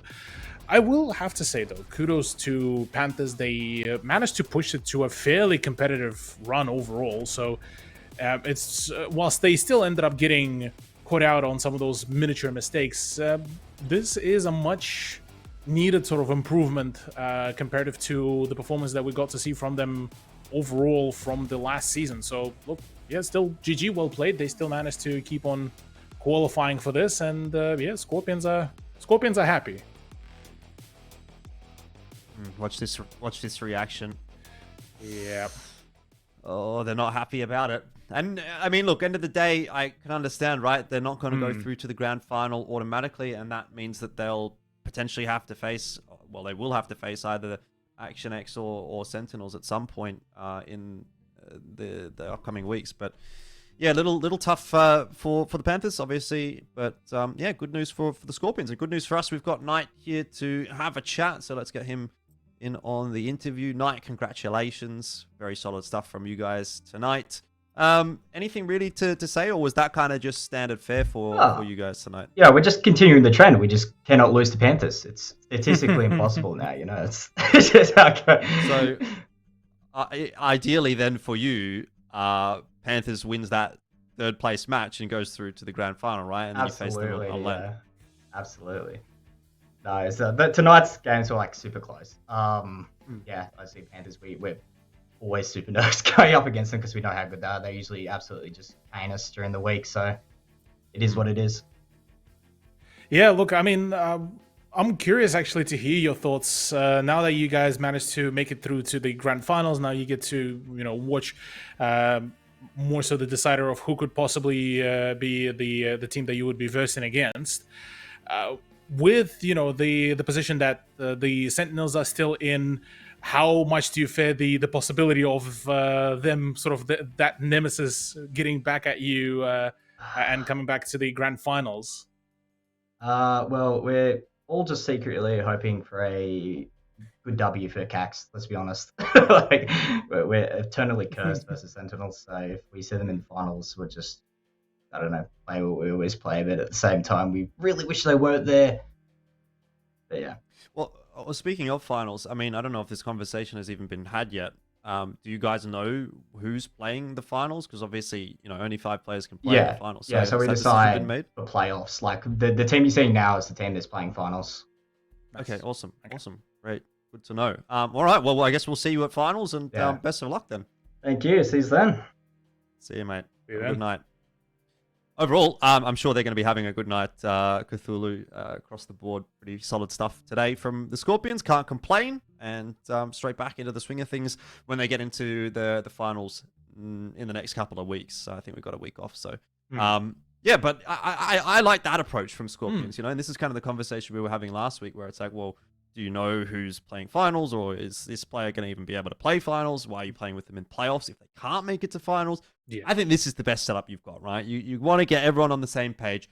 You've got your 5 members, send them all through to the finals with a bit of experience under their belt. Like, I know you've got a good solid core with Scorpions where anyone can jump in or out, but give the 5 that are going to play on stage the match practice that they need, and it looks like it's gone well for Scorpions. Yeah, look, I rate this whole setup by Scorpions. Definitely, it's one of those lineups that, they know exactly what each one of them needs to do. They know exactly their roles, so it's all aligning just perfectly well here. And look, I'm genuinely excited to see how well Scorpions really perform on LAN stage, because this has been sort of, in general, the split 1 of 2023 has been arguably the split of improvements for basically everyone, even including some of the newly introduced teams. Like for Matildas, this has been, even though, rest in peace, they already been eliminated out of the playoffs, but this has still been an absolute banger of a season for them. It's been a banger of a season for Panthers, for Scorpions, less of a season for Sentinels, but that's a whole different sort of storyline, which I think we'll get to unravel later down the line. But arguably, yeah, this is the season if we'll get to see, Scorpions to potentially come out as the champion. All right, well, that's a question that we'll have to answer a little bit later on down the piece. But first, we have to find out which the remaining team is going to be going through to Fortress Sydney this season, and who gets sent home. Is it going to be Sentinels? Is it going to be Action X? You can find out after this break. We jump onto Himmelsdorf. We'll think about Ghost Town in a little bit. And Panthers, look, they don't look too shabby on this map usually. So he's actually going to get a bit of backup here. So where is the rest of the Panthers lineup? Are they doing the damage as Action X tries to make their rotate? Certainly a lot of it getting chunked on through. Tracks will actually survive. And so all of a sudden, Action X have kind of turned this back on its head. Bales, I dare say, should be off reload fairly shortly, which is going to start to become a problem for Action X. But as I see Super Conqueror Madhouse full HP, and that is a scary sign late in the game. Absolutely so, yeah. On top of the fact that Bale's fully reloaded as well, yeah, this is already quite a unfortunate turnout. And yeah, look, for Action X, this is not a good start at all. Anyway, let's see what Panthers can do to kick things off on their defensive side. Also looks like they want to play relatively aggressive toward the south, but not as much. They haven't committed as much as what Action X have. That's not a bad start for the Panthers. Information as to where CJ is. It doesn't spot anyone else going down the hill either, so they have a pretty good idea that, well, CJ is kind of isolated, and obviously with the information now coming through, they know all 4 other members are working their way up Banana. I think Panthers have a great understanding of what Action X is looking to achieve. It is just looking so over. Cthulhu, there are many questions I think you have at the moment, and I will say I don't have the answer to them. I might be on Copium and Hopium. I don't even know anymore, but I was expecting, an actually, well coordinated few sets of games. But right now, Action X, honestly, you change the name from Action X to Wolverines, I would probably believe it as well. With the way how Panthers are just absolutely outclassing them at the moment. And yep, what was a pretty decent map for Action X before, Himmelsdorf now became the absolute nightmare. Look, Action X, I think maybe we look to Tundra and say they are going to have to pick the pace up a little bit here. Do we get to see a 2-0 maybe from Action X to get them back into this series? I mean, he is in a Super Conk, so at least he'll be able to give as good as he's getting at this point, but he's not going to last too much longer. He might get one more off his lucky, but yeah, Twit has it done. And Panthers have opened the floodgates potentially. It is a 1-for-1 at the very least, and good focus fire from Action X to take down the Super Conk on the other side of the field. I'm not too sure how much will the BZs be able to really, rather the VZs will be able to really pump out the damage, and how long will the BZ stay. But surprisingly enough, actually Bales does fall before Trax, so we actually into the tank advantage for Action X. CJ is very much disconnected from, so it is just a one-man job, and the reset is there, but at a very high expense. Oh no, CJ doesn't have the shot. It doesn't matter, they've got the reset there from Dongalord, so the round is over as long as CJ can survive, and I think at this point we probably can make the gamble that that is going to occur. So Panthers, unfortunately, will be very disappointed by the result. In a pretty good position here. Still up 2-1. Moving on to the defensive Tundra. They can equalize one apiece on this map. They've still got a very hefty lead. He's also kind of delaying Rowendi. Yeah, like Rowendi is wasting a lot of time right here. That has potentially given Panthers an in back into this round. Now Madhouse has been left high and dry, but Bales is ready to farm. Super Conk in tow. JS will be the focus of fire, but again, that means you're not looking at the Super Conqueror. Good ram from Rowendi. Can Bales win this 1v2? You'd have to say so, right? Super Conk against the BZ75. I mean, the BZ75 certainly seems to be his arch nemesis at this point, but IS7 coming across as well for that flank. Yeah, they have the numbers advantage, but Rowendi being farmed by Twit is not particularly ideal. CJ being low on HP as it is not good either. The one saving grace right now is the fact that Dongalord is quite high on HP. That double trouble from Rowendi and CJ is also quite good, so this is looking much, much better. But the problem being, well, I was about to say that Twit was quite high HP, but that is no longer the case. Oh my. For the Panthers, good aggro juggling. Initial shots go on to JS and Bales. They back up Madhouse and Twit now at the front. And Crit has already dealt with CJ in the Cax up on the other side of the map. This has gone from bad to worse for Action X, and it looks like Panthers will once again find the lead. Panthers have been adapting that sort of pack play.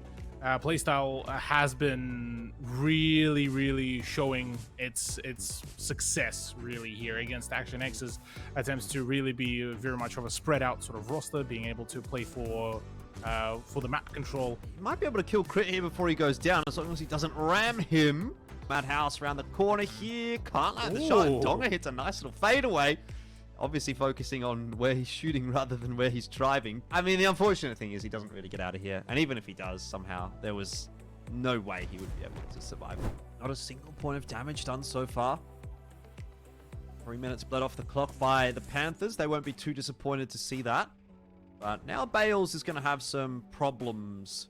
Good push so far between CJ and Lightning Man, but the problem being is that they're driving into an absolute crossfire, so they need to just push through, get themselves into a few more positions. Lightning Man should not be farmed as much as he is right now, but at least he's providing that extra cover for the rest of the team to really do some work. It's a big fight to win, though. I think Bales just gets the reload a little bit faster than Dongalord right here. Does he get the shot? No, never mind. It was Dongalord that got it through, and he pens through the turret.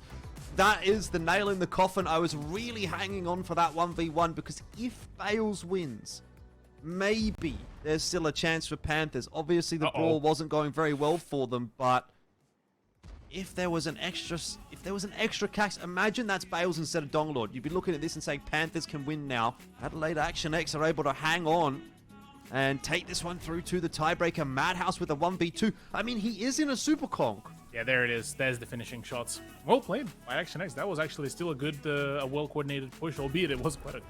Panthers get themselves into an awkward spot. They are going to be dead very quickly. And they're just going to have to win it out in the brawl. They're just going to have to hit their shots and hope that Action X is a little bit sloppy. But you freeze frame right here, I'm probably saying Action X wins. Because as soon as Rowendi peeks up over that ridge, he is going to be dead. And Dongalord, even for his troubles, gets the reset, but sacrifices a huge amount of HP. Oh my. And suddenly it has just slipped away from Action X. They have mishandled this one. 10 seconds left on that cap, and I just don't see where the reset is going to come from. Maybe the Cax, 4 seconds left. I'm not even sure he's got the angle. 2 seconds left. Panthers, they have capped out, and they will go through to the LAN final. All right, well, here it is. It's time to see whether or not Sentinels can stand and deliver in the playoffs as they have done so many times before. It definitely feels like a bit of a head scratcher because we've made so much progress during the regular season only to revert back to basics during the playoffs. Look, I mean, is that still something that can get salvaged for the Matildas, though? Good shots coming through there from Whippet. Ball in his 50B as well. Doing a bit of a number to Rainbow. Wouldn't want to bounce that final shot. Does get it through. So now it's a 2-on-4. And all of a sudden, maybe you're starting to think this one is doable for Matildas. But the question is going to be, Return, what is he going to be able to get done? Down to a one shot. Whippet should die here. Oh, Return can't quite catch him. These are crucial seconds as well, by the way, but eventually he does get it over the line. Now he has to finish off at least one more of these tanks with the next shot and then somehow get away. I think he's won it. I think Return wins this. There's no world where Joe Otora can catch him for 2 shots. Surely not. Return, you got to just turn left, mate. Oh, and he's just around the corner in time. Yeah, that's basically just now a ring around the rosy really for 4 minutes. Would be a bit of a curious turnout. Thing is, if Joe keeps running, maybe you can sort of think about, playing the time, do something like double IS4, double Superconk, E100, very heavy again out from the Sentinels. Not really much of a surprise. That's been their go-to. Magic Shells need to get out of there before Rainbow is able to get another shot in. And ultimately, yeah, this is the perfect opportunity for an overmatch. Bolognese needs to rendezvous, needs to join up. They need to lean into this pack mentality heavily right now. Not looking too crash hot here. Whippet should have that killing blow if necessary, but it'll go the way of Joe Otora, and that frees Whippet up for a big 760 into the side of Wymo. You're right. That's exactly how it should be going. The IS4 of Rainbow will arrive. Again, Return into Super Conqueror, still looking fairly healthy as well. If Sentinels can find a killing blow somewhere, then maybe they were in with a chance, but I think it's a little bit too far gone now. Wymo's done a good job of surviving as long as he has, but eventually does get taken down, and so Sentinels, they will end up losing this round. Well, map control for Sentinels seems to be the name of the game. Very default setup, isn't it? All across the map. Surely this is where they collapse, because Matildas will need to make that executive decision right here, right now. They need to get rid of at least one of those tanks on the approach. And with Rainbow already getting into the cap circle and into the hold down position for Whippet, it is going to be a nightmare to deal with. Yeah, I mean, this is not looking fantastic right now for Matildas. I'm interested to see what the response is going to end up. 4v4, theoretically this could work, but Bolognese needs to stay alive for as long as he can. In the meantime, those shots need to land ASAP, and instead they're driving into the crossfire to get rid of Rainbow. No one's even shooting at Sydney. What? So even still beyond this, I mean, the cap is going to be a bit of an afterthought for Matildas, but it's something that they have to worry about. You're right, they've given up so much. I mean, the game's over. I think there's no question about that one. But, like, I mean, Sydney's still not getting reset. What's going on? He could have stayed on the cap. He could have capped out in, like, 10 seconds just there. Win from Sentinels on the attack of Muro. Really good stuff. What have they got cooking up in the lab for the defense? Double Super Conk, I see already. What else is there? Double IS7. Dell in the CS63. So a bit of mobility. Is there enough time? So sure. There we go. Return has got one onto Bol, but it's not a really significant reset. I'm not sure that they get this one, Cthulhu. 3 seconds to Matildas. Are they going to cap it out? There's another couple of seconds being bought by Return, but where is the reset coming from? Oh, no! Did they get it? They've got it at the very last second. They've had to sacrifice Rainbow for it, finally. Whippet is yelling right now at Ravioli because that would have been a freest clip as well. Hello and welcome back. It's ANZPL. It is split 1 of 2023 and it is the final day of playoffs. In fact, it's actually the final game of playoffs before we get into finals. The finals. Maybe not the final finals because there are 2 finals. There's a lower bracket final and then the grand final. But anyway, we'll talk about that in a couple of weeks' time. First, we have to figure out who is going to go to the finals. Will it be Action X or the Sentinels? It's only going to be one of these. The other team walks away from tonight pretty damn disappointed with the run that they've had because, I mean, obviously they come for different reasons, right? Action X, great season so far. Really did well in the regular season, almost topped the regular season. And, you know, to miss out here and not make it through to the finals would be a bit of a disappointment with that in mind. But then again, for the Sentinels, who are the defending champions, the reigning champions, to miss out on even making it to the finals would also be quite disappointing. So, yeah, lots on the line for both of these teams.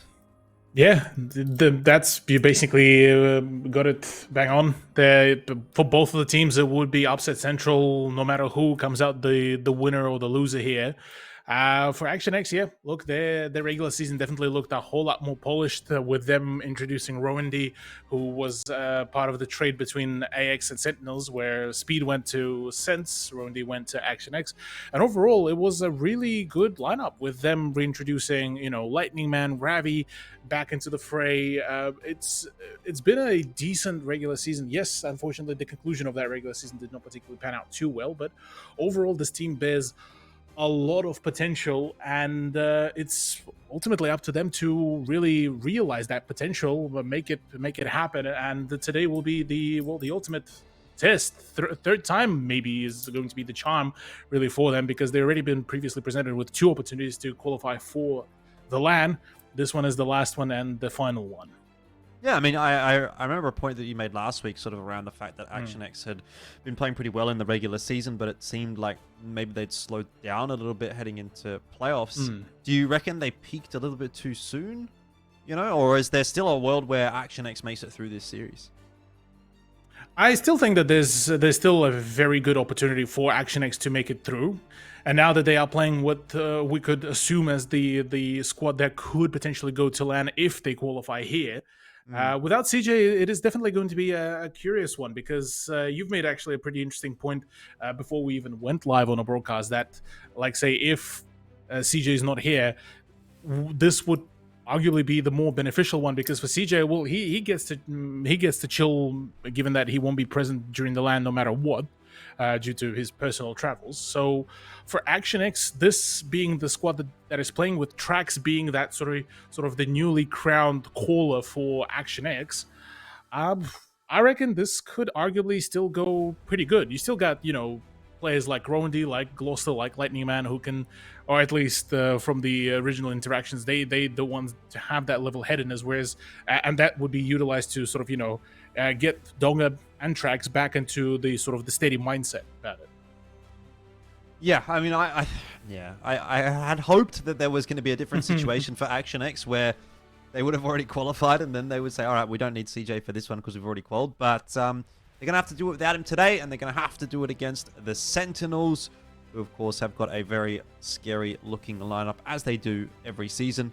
I would even make the argument, I think, that on paper, this roster looks scarier than what they had last season, but apparently it hasn't quite turned out that way, so they've really had to make the gauntlet run, and this would just be another one step on their way to defending their title. Obviously, if they win this, they'll go into that second, third place battle, and if they win that, then they get to defend their title. So I think it would be a pretty cool storyline if Sentinels was able to make that run all the way from the bottom of the lower bracket. But can they get through today against Action X? I think obviously that is a matchup that could be a little bit problematic for them. I mean, this is a series that we did get to see in the regular season, and it did go 4-0 the way of Action X. That was only a few weeks ago. It's not like we had a massive regular season. So is that bearing on the minds of the Sentinels tonight? Yes, we will find out shortly. Yeah. Look, the way how I'm seeing it, this could be, this could go either absolutely phenomenally well for Action X, or this could go absolutely horribly wrong, because let's not forget that the Sentinels that they did play was, I believe they were missing either Cindy or Dell, or maybe even Wymo in one of those matches where they had Safi and Speed as well present, and whilst on paper things looked pretty good, Safi being a pretty well-versed player, and in general quite a veteran in the scene, plus Speed having quite a fair bit of a skill set himself, one would have thought that both of them would have fit in quite well into the Sentinels lineup, but for one reason or the other, things did not particularly pan out too well. Going into this one, this is as iconic of a Sentinels lineup as it can get. Rainbow, Dell, Cindy, returned, Wymo. That's the lineup that played on the LAN. That's the lineup that won the Sentinels the titles that they do have. Yeah, well, look, that's something that you do have to consider. Ooh. And they've got Cliff. We've got a Ruinberg as well. This is like a complete... I don't know. I mean, it's not a surprise to me necessarily, but I feel like we've just strayed away from the traditional map picks, right? We've seen a lot of Himmels, We've seen a lot of Proc, we've seen a lot of Ghost Town this season, but now we get to see Cliff, which we barely see. We get to see Ruinberg, which we barely see. Even Tundra is one of those maps that doesn't seem to get played a lot unless it's in a tiebreaker, a final map in the pool, whatever. But yeah, we've got all three of them in the regular series here. So unless it's 4-0 on Cliff and Ruinberg, then we're going to get to see them all. Prokhorovka, the tiebreaker, but geez, I think it's scary going up against Sentinels on Cliff. That's probably my first point of contact. Yeah. I'm trying to figure out what was the ban phase really here, because so Action X actually banned Sand River, Sentinels banned Muro, and then the ban came for Ghost Town. And I'm looking at this, I'm gonna be honest with you, Elfish, I'm kind of scratching my head looking at this ban phase, because obviously you would want to get rid of Cliff, because that's basically as staple of a map for Sentinels as it can get, so cripple them there. And then basically take them to any other map, because this is already going to be at least 50% better than any other map. But then also looking at that, Sand River arguably being one of the more controversial in terms of just how shaky it made the plays for a number of teams, also feels like a fairly valid ban, which, yeah, now I'm looking at this whole lineup. I mean, Cliff, Ruin, Tundra. The success for Action X will be basically basing itself off how well things will go on Cliff, I reckon. Because Ruinberg, I reckon they got a decent idea of how to play it. It's the Cliff that could be the kryptonite for them. Okay, well, let's see how that goes. Action X going to start off on the defense, and Lightning Man able to make the cross pretty quickly. Not so the case for the 277s, who both cop a shot on the way up. It is exchanged 1 for 2. Sentinels with a small win at the start of the round. Now the BZ75s also crossing their way into mid. This could be danger signs for Action X if those 277s do get collapsed upon. The boosters are on Cthulhu, Gloucester, and Roendi. They're going to have to watch out. So far, none of those shots really connecting from the Sentinels, and they are bleeding a lot of HP. So I wonder how this has ended up in the way that it has. Returned is kind of getting farmed a little bit. He's going to go down, and well, Sentinels, how did they salvage this? Well, they get the better of Lightning Man, isolate the donut, take control of that. Surely Lightning Man doesn't run away scot-free. Wait, he might actually he might actually do that. He does. Oh my lord, as well. He gets to live with 17. Damaged engine as well. Plus the 50B. This is actually the perfect scenario here for Action X to win, but they need to make sure that they're keeping up this momentum. Unfortunately, the low roll on Wymo means that he gets to stay alive for as long as he does. But Rowandy actually gets to stay alive too, so this is actually... Action X might just have the winning formula here for the first round. No way. That is since insane. Rainbow just fallen. This is the kind of round that you see Sentinels win every day of the week. This is how Sentinels win. They have 2 or 3 tanks down to a one-shot, and yet they're able to juggle that aggro. But that is exactly what Action X is doing right back at them. Oh, and my. Indeed, Donga is coming with the Donga race. He's got 4 shots in that 50B. Dell's on fire. He finally catches that shot onto Lightning Man, but that might be the only success, really, that the Sentinels see in this round. Cindy, the last player alive. And he can't even get the finishing blow into Roendi or Gloucester. And it will be Roendi to finish off with a couple of kills in the round. That ends up being a very successful one for Action X. And maybe a bit of a tilter for the Sentinels to kick things off. Look, I mean, potentially, albeit I would say it's still not... You know, it's not the be-all, end-all kind of round. It is only the first round. There's still a plethora of those rounds to really play around, and Sentinels even themselves stated, Wymo as well mentioned this on the interviews, that sort of when it comes down to those much longer games in the playoffs, things definitely are a whole lot more predictable, at least in terms of what can Sentinels really expect out of their opponents, though this is a perfect start for Action X, much better than what they had on Himmelsdorf back against the Panthers. So, look, I mean, for the time being, this is a steady beginning for Action X, where I would say, though, partially can be attributed to a bit of luck, because the low roll on Lightning Man, the low rolls here and there, the fact that, you know, some of the shots bounced, it worked out, but personally, I wouldn't fully lean on just, you know, being able to be lucky with the low rolls. I mean, sure, but I think the initial setup from Sentinels kind of looked weird in a sense, right? You remember watching the BZs driving forward, I thought, okay, the Action X lads, they're going to be in trouble. But I don't know what happened. It kind of looked like Sentinels just didn't do any damage when you would otherwise think like, okay, 2 shots go in here.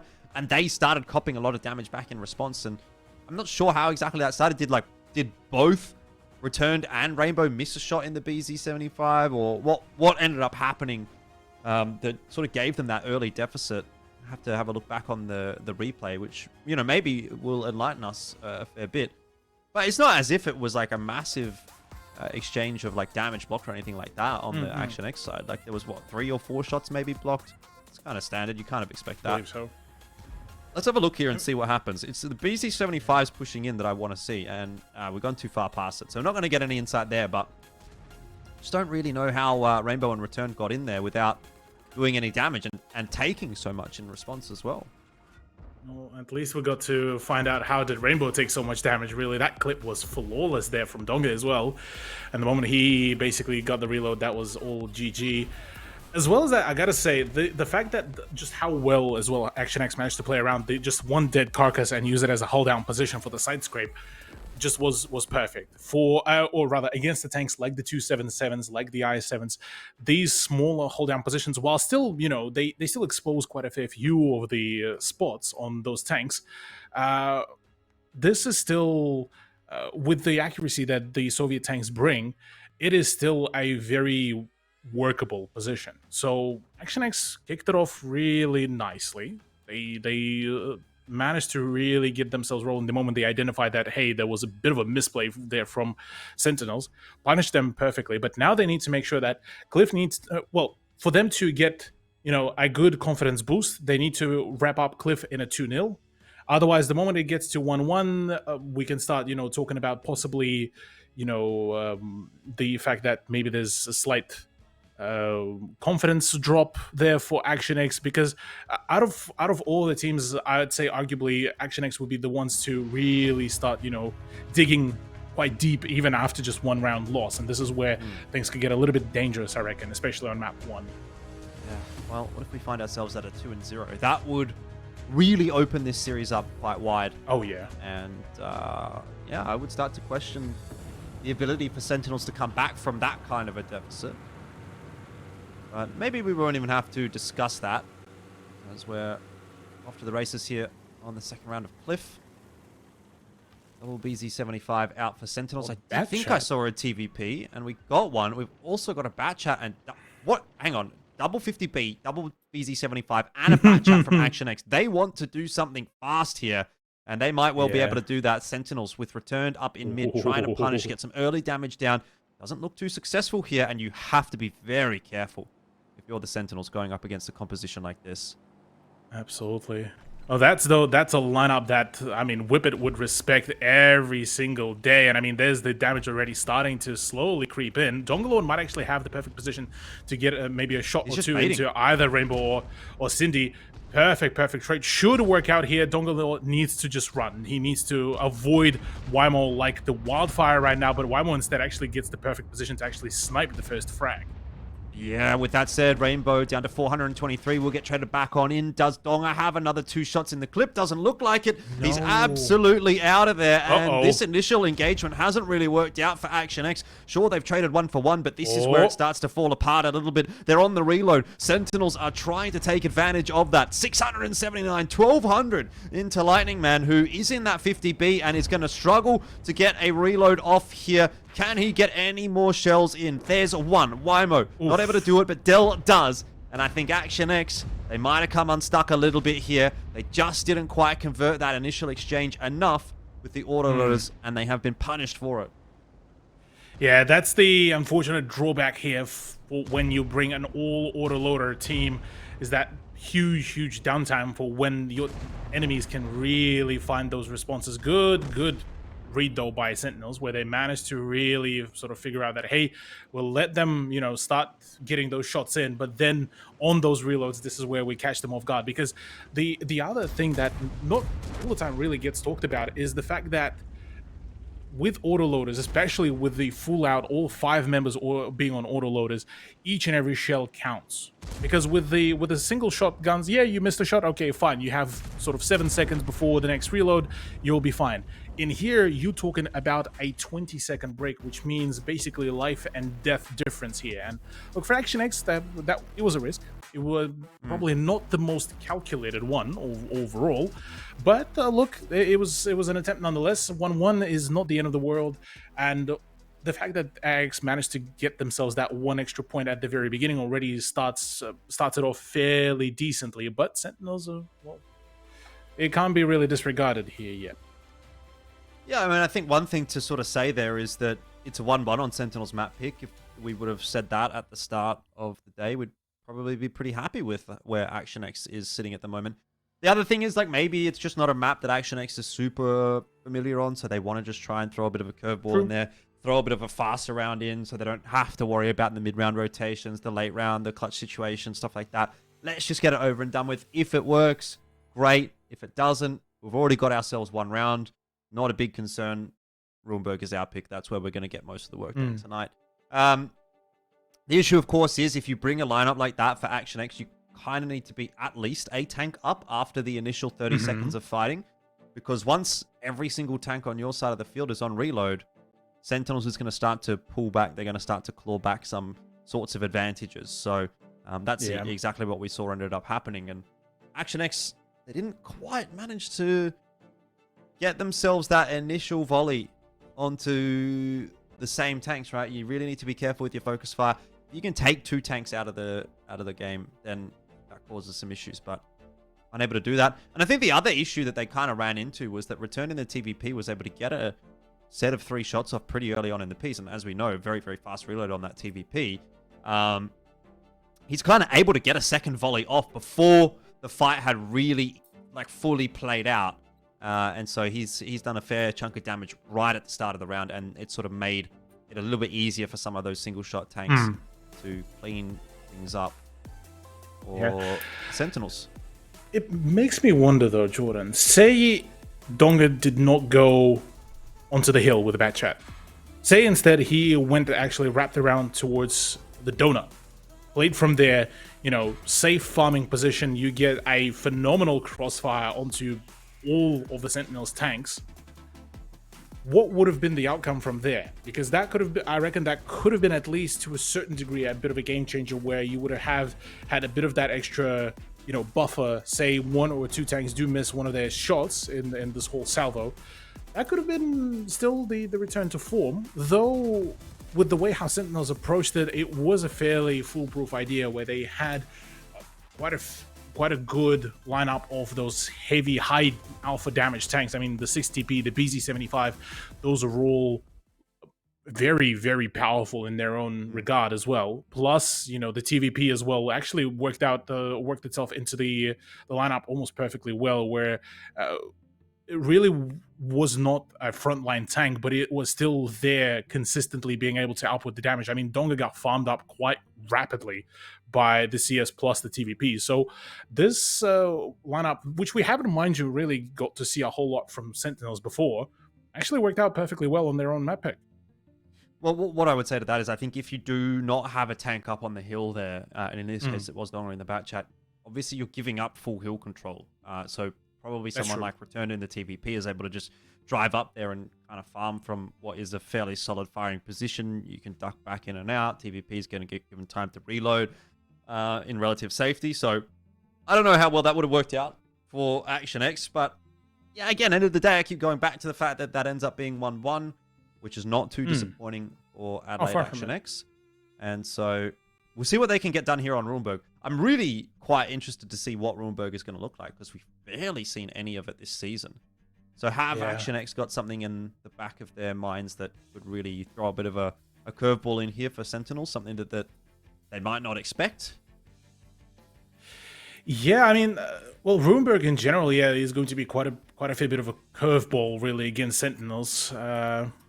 Not too sure if we got to see actually Sentinels specifically to play on that map, but Ruinberg is one of those maps that actually ended up being one of those quite highly accelerated maps. I mean, we've seen very quick turnaround, whether it's in PL or BL even, where teams sort of go for that clash on around the park area, and basically whichever team gets the better crossfire wins, really. So I'd like to think that, at least in terms of for Action X, they've managed to actually hit a pretty decent idea of how they want to really play it around. But the moment Sentinels would try to even go for that sort of the pack mentality play where they just swarm one of the few positions and just get that early initial damage burst in the overmatch, I think they would be able to dislocate the positions of the Action X members fairly quickly. So it is going to be a very careful almost game of balance, I reckon, because unless either one of the teams decides to play around the city rather than the park, I would imagine both of the rounds will be quite heavily accelerated. I've only seen 4 rounds of Ruinberg this entire season. Between Scorpions and Action X and Matildas and Action X. Those were the only games that got played on this map, and it was ended up being 50-50.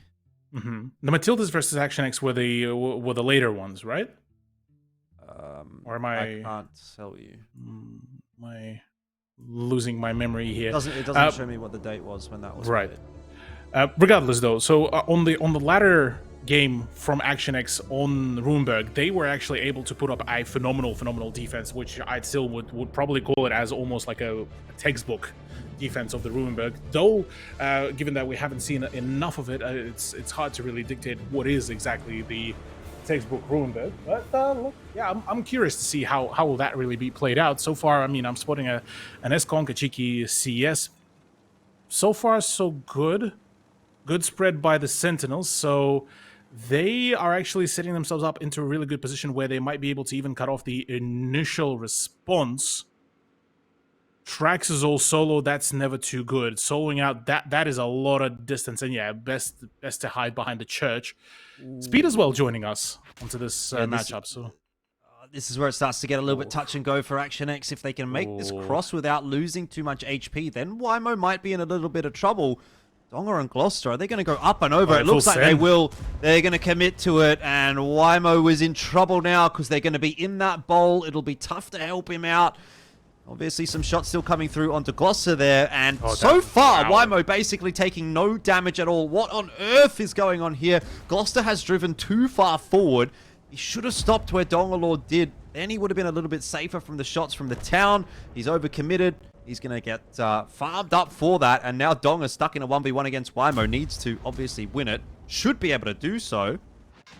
But is he going to be able to survive beyond that fact? The shot's still coming through in the middle of the map as well. There's a big engagement happening, but it doesn't really look like it's favoring Action X all that much. Trax getting farmed up. Roendi will have to help him out. Doesn't really look like the Roendi can do too much about it. Wow. Okay, yeah, that completely turned itself over, really, and that is what I've been talking about. So the situation where Action X were able to set themselves up definitely involved, you know, quite a wide positioning of all of their tanks, but that means that it is quite easy to pick apart. The fact that the overpush happened, yes, in the ideal world that would have worked out, but because there was a high ground presence from Dell, from the return, it was a perfect farm ground for the two S-Kongs to basically get rid of the 277, and all of a sudden it's all down to Dongalord on the CS63. A round that is arguably one of the more frustrating outcomes, and obviously with speed as well being within Ruinberg as well, this is sort of, well, we could possibly talk about, you know, slight grudge maybe between the speed and Action X, his previous teammates, him getting a bit of a, I suppose, some payback against them. Well, that's one of the many storylines that will be told here. But yeah, look, Ruinberg not particularly having a great start for Action X here. Yeah, I mean, the same actually for Roendi and Sentinels. Used to play on that team in previous seasons as well. Down 2-1 now, though, Action X trying to bring a lot of these faster plays into the mix tonight, it seems like, for that team. So Sentinels, I mean, the two times that we've seen on the attack from Action X are faster play. First one on Cliff there with the autoloaders, this time just here on Ruinberg. Seems like Sentinels have been pretty well prepared for it. And so you're kind of once again getting that sense that Sentinels are prepared for anything, and now they're up 2-1. They're going to move over to the attack. I don't know. Is the attack going to be difficult for them to get over the line here on Ruinberg? We'll find out. But if it's not, then you do have to start questioning whether or not Action X is going to be able to go the distance this season, or if the slowdown will continue. Yeah, look, I'm curious how will Action X be able to respond for the round number 2, because obviously if they want to keep themselves afloat, they need to make sure to keep that sort of neutrality in terms of the scoreline. A 1-1 is basically a must here on Ruinberg. As well, we just got the news Gloucester has been swapped out for Ravi as well for Action X. This could be an interesting sort of change. But overall, yeah, look, I gotta say, I'm curious what would have happened to Action X should they've stopped right before that ridge where there's just that one destroyed house where it just provides enough of a cover for the crossfire, where they would have been able to actually make a response against that high ground play in the middle of that town. Because, well, for Wymo, the 277 doesn't actually have enough of the gun suppression, at least as far as I know, to safely peek over that ridge. So in theory, that would have been still a better position for the AX to play, but I think they didn't really account for the fact that 2 S-Conks would be basically prepared to receive that push so well over the ridge, really there. Yeah, but I think the issue is that if you stop before crossing the road, one of these houses, you mean that like ruin right there that they're about to drive past, if they stop there, what are they going to achieve from that position is my question. I think they just get stuck there kind of thing, and like, you know, they might be able to peek around the corner a little bit and see what they can do, but like Wymo's position is strong enough to hold that entire southern side. If he's not getting pushed, that's the reason they go over, is that they need to kind of dislodge Wymo so that they can find the crossfire angle. True. And if they don't, then I mean, it's kind of just like 2 tanks stuck behind a ruin, and then the fight in mid for the Sentinels is a little bit too easy to clean up, which in the end it ended up being anyway, but like, yeah, not sure. Yeah, look, there's definitely a fair few scenarios that could have been played out, even, say, utilizing that CS63 all by its lonesome as that scouting tank, similar to how, you know, it's being used for something like Prokhorovka even, you know, the middle spot over the ridge, dump over into the safe ground, and sort of play around that side. There could have been another play, but given, that Sentinels just so aggressively pressed towards the position that usually the defense would usually take up, certainly meant that there's way less room for play for the Action X. And look, they read into this almost flawlessly, really. Now going into the defense, I'm just trying to remember what was the play, because last time I remember it was sort of Lightning Man still sitting around the square area where he would be able to farm up with the S-Conk, whereas the rest of the team would play around that sort of the park ridge line. But generally speaking, it doesn't particularly leave a lot of the safe ground, a lot of cover to really play behind. So this would need to be quite an accelerated play, and in fact it is a double VZ spotted, which look, once again, shout out to Whippet, I suppose, here from AX. Well, much more reserved start from the Sentinels. Okay. Waiting to see if there's going to be a push down the 1 flag, or no, just trying to find a timing on a blind shot. Curious. Not going to get it, obviously. But they've definitely been doing their research, I guess, as far as Ruinberg is concerned, if they've lined up some pre-fire angles. Yeah, this is definitely quite a... Well, this is what I, to be quite honest, expected more out of Ruinberg, is that a little bit more prevalent presence in the city, which is what Sentinels are looking to utilize the most. There in comes that duo of the 277s actually rolling towards the park now. The problem with this setup was, once again, Trax is being all soloed out.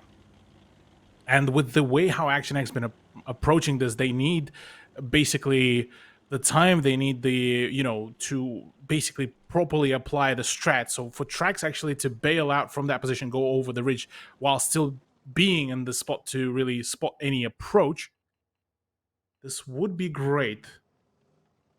Though I don't think he accounted for the double 277 push. Well, there is that double 277 push. It's a different approach from Action X, much more across the board setup. Oh, Trax no. is going to get caught in doesn't transition, know. and he also won't have the same backup that Wymo had from the town in this corner anyway. Oh, wait. Even if he was there on his own. Well, Yeah, there still may be still the free play. shot. Yeah, free shot is still a free shot. You're absolutely correct. But the funny thing is, Rainbow did not spot the 2 extra tanks rotating over. So this might be actually a very excellent dump over to get rid of the 277s. But in the meantime, I mean, you look at Lightning Man's HP, 1300 is not looking good against IS-7. This is the situation where you should be outgunning your opponents at every point in time. Double VZ75, VZ55 rather, Uh-oh. going over the top. It's going to be missed. bad news for Rainbow, but Trax will need to get that finishing blow because both Ravi and Donga have flipped out. Dell is going to try to escape.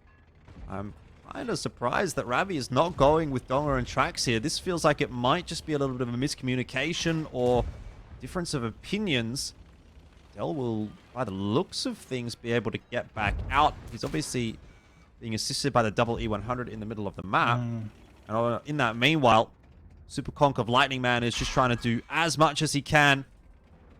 I mean, in he's this doing engagement damage. against Returned. Yeah. Return's still in an advantageous position, and there's the finisher onto Dill.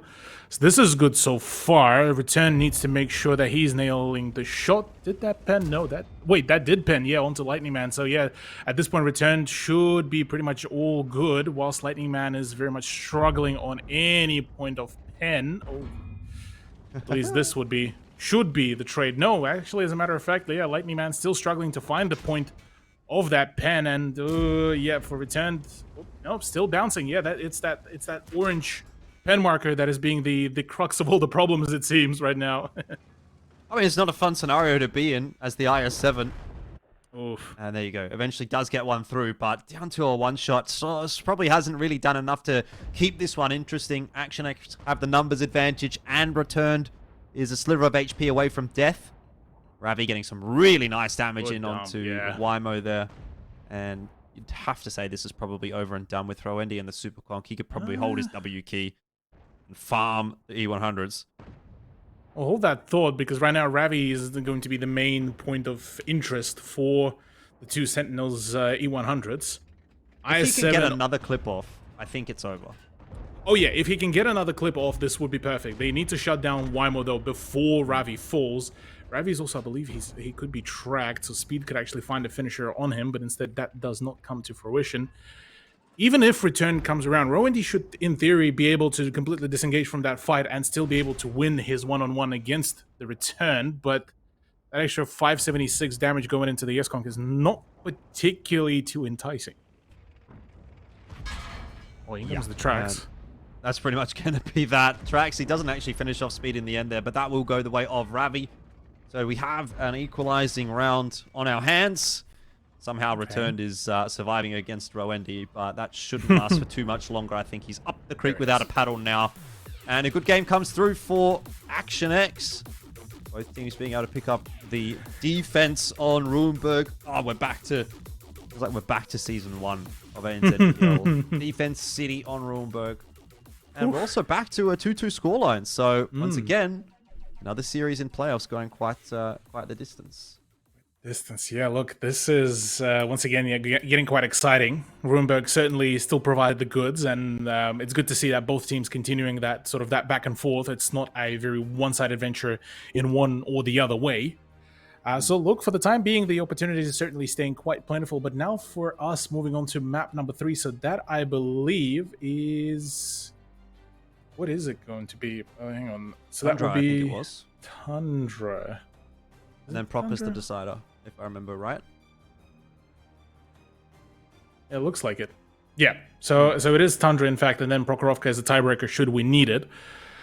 Look, for Tundra, it's one of those maps similar to how it was the Ghost Town for, Scorpions and Panthers before we got into that matchup. Tundra also feels like that sort of middle ground where it's quite volatile. And by that, I mean...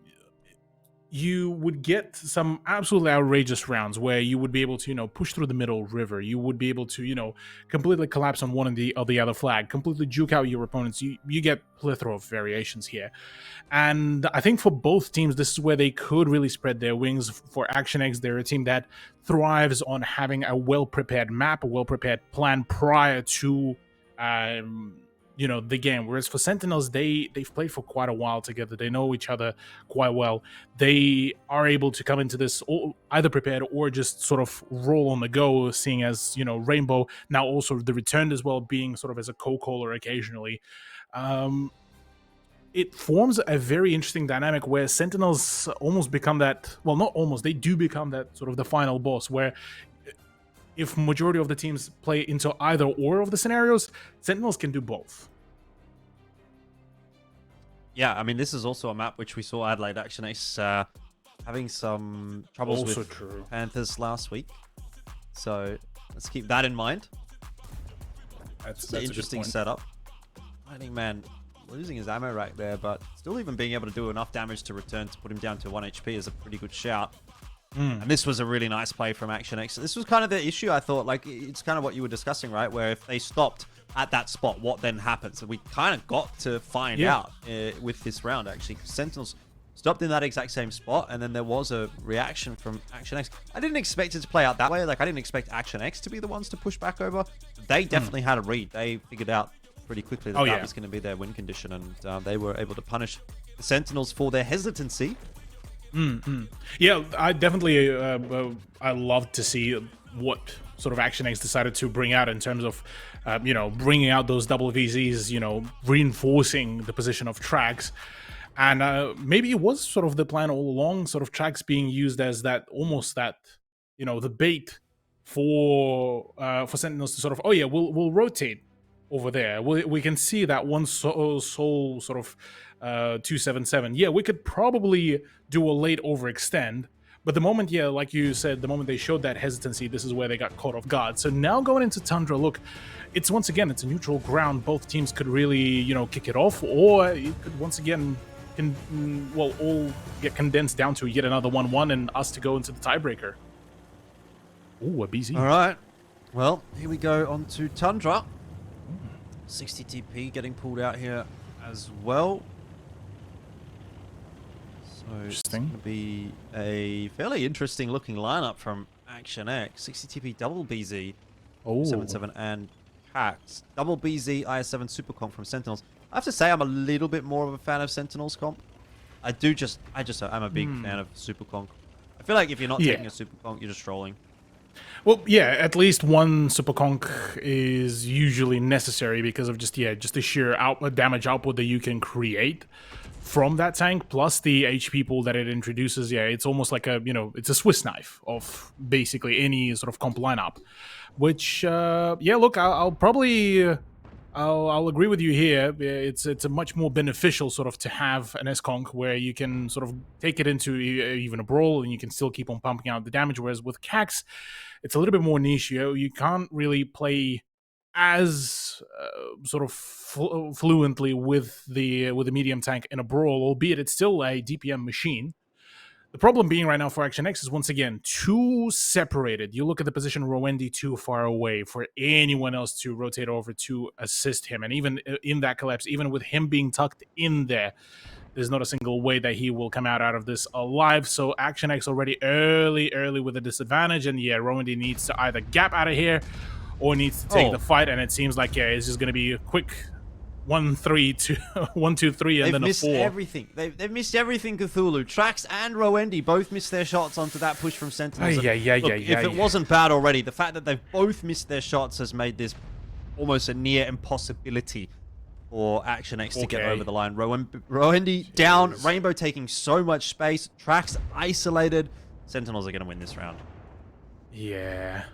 That's not particularly looking too great here for Action X, but Sentinels, once again, switching up their playstyle on the go, and that pack mentality worked out oh so well. Once again, the RNG aiming as well didn't particularly help there for both either Trax or Rowendi there, really. And at least there's, some resolve in terms of that. At least there's a trade-off, but that trade-off comes after basically Rowendi was taken away scot-free. Yeah, Interesting, though. very good stuff. Looking at this situation right now, Lightning Man, if he pulls back, gets into the ditch, Ravi gets to join up, the Cax comes around, they get rid of Rainbow. Theoretically, this is still a position where they can play around. That is a phenomenal shot from Weimar, I gotta say, onto Dongalord on the go as well. This looks great. All of a sudden, though, it is a 3v3, but you're looking at 3 very healthy tanks from Sentinels, whereas Action X half dead. Also 2 Super Conquerors as well. You know, Exactly. This is one of those things. Every time when I see like a tight situation, I'm always looking at what tanks are left up, and if I see a Super Conk, especially a very healthy one, I think that that's going to be a key piece of the fight. And then the fact that you've got 2 of those for the Sentinels, I just don't really see the world where Action X can get back into this round, unfortunately, especially with the way that they're taking this fight, right? It's obviously a map which you have a lot of ridge fighting, you have a lot of hull down engagements. There is no king in that kind of department other than the Super Conk. So the timing as well is unfortunate here right now for Lightning Man, because if Donga was still there on the hill, on the cliff, he would have been actually able to just keep on lining up the shots. Perfect getaway from Lightning Man, though, considering that he only took 1 shot. He was able to actually get himself into a fairly comfortable position. Problem being, though, now the whole heat is being redirected towards Ravi. Cindy is now starting to wrap around. Ravi needs to get away, but he's got a damaged engine. Dongalord needs to start lining up his shots, but unfortunately for him, that's neither the case here as well. So from bad to worse, I mean, once again, 4K differential. I mean, it'll have to be a miracle for Action X to win this round. Otherwise, yeah, I'm with you here completely, Jordan. This looks like a bit of a GG in terms of just this round for AX. Yep. Cindy in that IS-7 going to find himself a nice angle here to spot Lightning Man again. Have his position proxy lit. Yeah, there's the proxy. Yeah, there it is. Look, I will say this, though. It is almost surprising to see how quickly, Sentinels decided to pace themselves down, just sort of chill, start rerouting, start repositioning some of the players. And actually, they spread themselves just relatively thin, although I was just about to say this, Ravi needed to keep majority of his HP if he wanted to stay alive, but yeah, that's not happening. Neither that is as well. Dongalord is not long for this world either. Dong with 76 HP, not feeling very happy about these things. I mean, he is in a medium tank, so he should be able to actually get out of here alive if he can make his way down without dying, which he does pretty easily. It's not the most precarious of descents, the one here on Tundra, but Wimo's there with the shot anyway, so looks like it's pretty much done and dusted. Lightning Man will survive. He'll be lucky if he even gets 1 more shot in here. Does actually. Nice little flick there onto Cindy, all things considered, but done and dusted. And Sentinels once again have the advantage, and they also have match point now on their side of the coin. 3-2 means 1 round away. They'll be hoping that they won't have to take this one to the tiebreaker. Yeah. Look, yeah, right now for Action X, once again, they can't really allow themselves to let this worry, this tilt, this fear really get to them, because the moment even the caller stops talking and starts getting too deep into his own head, this is where things could get really, really nasty for Action X. For Sentinels, though, they are quite happy. They're all smiling, all still keeping themselves calm and collected, which is, well, for the most part, really on brand for them, no matter what the situation, unless it's a turbo tilt for Rainbow. Everything else is just sort of, yep, cool, collected, yep, this is all, the same story gets told basically every interview whenever they win. It's, it's all expected, we're all confident. Fair enough, look. Though I would probably still say that Action X pushed them here. Yeah, I mean, but with that said, I think Action X are going to feel reasonably confident going into the next map, just because it's the defensive side of Tundra, and most teams, as we know, like to choose the defense side, even though the stats would say attack on Tundra a little bit more favorable. Nice damage out from Lightning Man there, 4.5k, but Roendi got absolutely nothing done. So a little bit unfortunate for him. And Wymo able to lead the charge for the Sentinels, who had a little bit more of an across-the-board performance there as well. Looking at these pen charts and even accuracy rates, it's not really a pretty picture for the Action X, right? 0% for Roendi, 50% for Track, 70% for Dongalord. And even the accuracy is just not quite up there with the comparison to the Sentinels. So, Oh, yeah. a lot of shots going awry, and we talked about that as well with the double BZ75 setup for Action X. That initial peak that came through from the Sentinels, they don't even get punished for it at all. Both the BZ75s missed their shots, and from there it went from bad to worse. And so that's just one of those things, I guess. Well, yeah, that's the other unfortunate turnout there, really, for Action X, is the fact that, you know, they once again overextended a little bit too much. They almost tried to play Tundra, you know, the old way, where you could allow yourself to, you know, push up to that position without getting contested. And I mean, Roendi already, as it is on that initial approach, should have played very, very passively. You know, got over the ridge, played carefully so that he would at least have some, you know, ground to fall away from, because here he's just in no man's land, basically getting himself sniped. Only shot one shot that didn't pen as well, which is the most unfortunate part about it all. And yeah, you looked at those numbers, you get a little bit more damage to Ravi, to Trax, to Rowan. That's it. That's that 4K deficit that was between Action X and the Sentinels for the remainder of the game. And this is where, even if it did get close, that would have been still a much more workable position.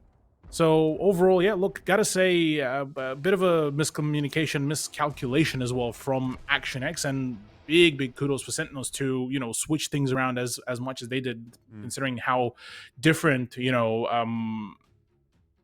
Ruinberg was in terms of the playstyle from both teams, as a matter of fact. Well, hopefully they're going to have something, you know, for us on the defense here. Action X, bring it back to Tiebreaker, was just to Prokhorovka. Who knows what can happen there. Does come down to this one, though, for Action X. Sentinels have got themselves at least one more life in the season if they lose here. But this could be the last round that Action X plays in this season. And after having such a solid display in the regular season, I think we all would have expected them to make it to the LAN final. And yet they haven't done so. Take it all the way back to that loss against the Wolverines in the final week. If they would have just won that game, which every other team was able to do with ease against Wolverines. If they would have just won that game, they would have been bare minimum at this point. Third Already place going for the to season, LAN, yeah. Going to LAN. But Yep. now they could end up 5th. Quite a steep drop off as well. I mean, from 100 down to a 0, really, in terms of the general storyline here for Action X. What initially was looking to be the one for them, well, didn't really come to fruition. 3 opportunities total to get to the LAN, as we've highlighted before. And this is the last one, this is the final one, and this is the one where they need to make it count. Sentinels, I mean, you're looking at the general health pool once again. They're kicking it off with a nice extra, just slightly, well, 300-400 HP, which would translate into, well, 1 low roll from any one of those tanks that Action X have brought out. The interesting part being is that from Sentinels on their attack, they're being extra careful, more so that they've just introduced 2 heavy tanks back on the hill to basically allow a little bit easier time to rotate some of the reinforcements to either 1 or 2 flag, whereas for Action X, 2 flag stays relatively open, but in the way how they are currently set up, including even the BZs, they should still allow themselves a pretty confident rotation. Though, once again, I gotta say, that A3 position does not really instill a lot of confidence in me. I'll be genuinely honest with you, Jordan. I think he'll be alright for now.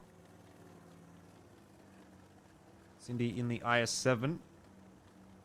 Doing a little bit of scouting through the southern side of the map. He's not going to see much, which might prompt a rotation from Sentinels back to that 2 flag. Must-win round for Action X here, and they will be getting a little bit disconcerted by the lack of information that they've got. Sure, they've done a little bit of damage to Dell. That was a little while ago now. Could end up being anywhere. And now they haven't seen anything. They don't have any tank slit. They haven't had any tank slit for a good minute or 2. They're wondering in the back of their minds, where is Sentinels? What are they doing? Surely this would be the time for them to start, you know, maybe rotating 1 to 2 tanks to try to just even receive that initial push, because if Sentinels cross over to the 2 flag without any damage going into them, that would be borderline tragic here for AX, because then they would have to play for a retake. Then that means that Sentinels would have a brief moment of time where they can really set up their defense. Rainbow, in the position that he is right now, gets to spot one of the S-Kongs, Lightning Man, but at least one good thing is that, well, Lightning Man has been fairly stationary, so is Donga, so that position can be, quote-unquote, relatively be expected, but that rotation from Rainbow is starting to be a little bit more and more noticeable.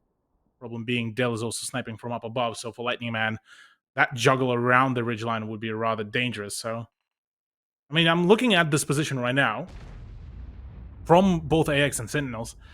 This is looking to be like an absolute bloodbath for Flag 2, but it will be basically hinging on the overmatch that they would be able to pull off, and no damage to go into Wymo means problems galore, possibly. Yeah, indeed. He's going to get himself in a really strong position. The double Super yeah. Conk. I mean, with that said, would the Super Conks just push their way over onto Rainbow? That's exactly what Action X have identified as well. And he could really be in a spot of bother here. He's going to have the backup, of course, of the Super Conk up in the top corner, which I think is Dell. But backs down. And so now this starts to get a little bit more problematic for the Sentinels, because they've walked into a crossfire. Ravi, the VZ55, turns around, pops a couple of shots into the IS-7, and now the Super Cogs of Dongalord and Lightning Man are on the chase. It's just a back and forth, really, at this point. Sentinels thought they had the cat, but it turns out that they were the mouse. And Action X had a couple of bites at the cherry. First one didn't connect. They wanted to get Rainbow. He backed off. Now they turn their attention to Wymo and Cindy, and that looks like it is really going to come to fruition for Action X. Good start to this game. They've just got to make sure that they don't let this one slip now. Yeah. Trax needs to win his engagement here between himself and Rainbow, and Rowandy needs to assist in that in full. Dell, as long as he's disconnected out of this fight, this is still a very winnable position. Good shot from Rowandy as well. A long one as well whilst at it. So perfect situation here. Oh no, that's a bit of a wider swing yet. Trax, buddy, you may have a little bit underestimated your approach here, and bounces a shot that's far from ideal.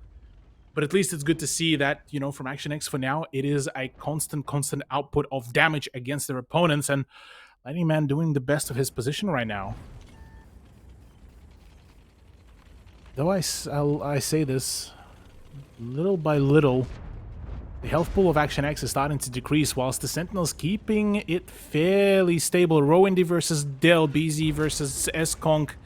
How good will this trade go is beyond me. Dongalord already on a dangerous number once again, but Ravi needs to find that finisher. Ravi needs to connect both of his shots. Well, I mean, if he doesn't, Lightning Man has already rotated his way across, and so returned 557. The roll is not good enough from Ravi. This could actually be a bit of a problem now for Action X, because Ravi is going to give up a lot of HP to returned. Lightning Man does manage to open the account. Rainbow down, out of the picture. Cindy using his HP well, helping Wymo out, who gets another shot in onto Lightning Man as well. And I was just about to say it, but Sentinels, they're in a position where they might be able to turn this one back around. Returned drops to Ravi. He got that reload off, but Dell, Superconk, Cindy, healthy. Is there still a world where Sentinels can get this one over the line without going to the tiebreaker? A fire onto Lightning Man, and now it's Dell, Cindy in the 2-on-2. Trax needs to make sure that he lands that shot perfectly without Cindy pinning him. Perfect. That's good. That's a good setup. But right now, Action X. This is a dangerous venture. Yeah, that's for free shot right now. But minute to go. Dell's on attack. Dell's on attack. That's the one. 56 seconds. He will need to find Ravi. And by that time, Ravi will be reloaded. Surely Trax will be able to sink in one more extra shot here. I mean, Dell down in the water. It's taking him a little bit of time to catch up to Trax. Too much time, you'd have to say. Shot's going to go wide. And I think with that, if there ever was a chance for the Sentinels, it has slipped now. Shot through. Dell, he eats 614 the roll from that IS-7. There we It go. wasn't an IS-7. I think it was BZ. Whatever. It doesn't matter. It really doesn't matter at this point. He got 617 into the side. Regardless of that fact, Ravi would have a one-shot, and also there's no time. So Dell, he knows. Dell moments. And we're going to be going to the tiebreaker So Action X have just, by the skin of their teeth, gotten through this round. I gotta say, Jordan, that whole setup, I'm not too sure where they started bleeding so heavily. They had a 3.5k advantage there amidst that brawl, but the moment Dell joined in, that was all just farm town for him. I would be surprised if he's not sitting on at least 3.5, if not 4k damage there at the end of that round. But yeah, look, we're going into tiebreaker. All of the rounds now prior to this basically do not matter at all. This is all or nothing here on the tiebreaker. And look, I gotta say, Prokhorovka. Oh, I'm not entirely too sure, Jordan. Both teams showed their good sides, one of the arguably better sides, and they showed their absolutely one of the worst sides as well on this very map. It's the map where you either, you do or die. And oh man. I mean the opportunities are endless. Yeah, it's an interesting one. I think for me, I'm probably leaning towards the North City Sentinels. They have just played a little bit more proc this season than Action X, but look, it's a map that's been in the pool, a map that hasn't really changed all that much for a very, very long time. So both teams should have a degree of confidence in it. It's just a question of who, obviously starts on defense, who starts on attack. We're still sort of figuring that out. The calculation is happening behind the scenes, but also beyond that, have you got a strategy on this map that we haven't seen yet? Have you got something that you can pull out as your last-ditch attempt to make it through to the final? Surely both these teams are going to come up with something. This is the time. This is either the end of your season or you come up with something on proc that's going to win you the game. Yeah, look, there's the ye-old, A0 position. You plop something like either a BZ, either an IS-7, or even a Stritzvan over there, and you set up just an absolute farm position. Then, you can also look at the 1-2 line hold that could be established, or we could just see an outright, accelerated turbo push on through mid. The one thing that I am curious, and I doubt that we'll get, the full extent of how in reality things are looking in the comms, unless, production will be able to help me here, even just in a post-match. But I would be curious to know what is the feel like in the camp of both of these teams, because, obviously for Rainbow, he would have wanted to wrap it all up. He would have wanted to avoid the tiebreaker at all costs. They had the opportunity right then and there back on Tundra. Unfortunately, it fell through for them. Whereas for Action X, the pressure is mounting. We're talking about quite a rough beginning to the playoffs, a rough conclusion to the regular season. Intrusive thoughts galore, really. But it's all about the resilience here. It's all about that endurance run. And casting our side back already, this has been a chef's kiss of a matchup overall. No matter who comes out the winner here, I gotta say kudos to both teams. Kudos to Action X for pushing their opponents the way how they did, but also kudos to Sentinels for being as fluid as they can be in some of those rounds.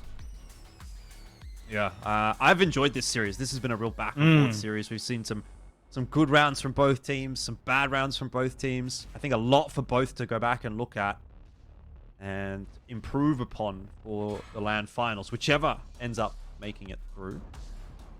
Maybe this little nugget of information will give us some insight.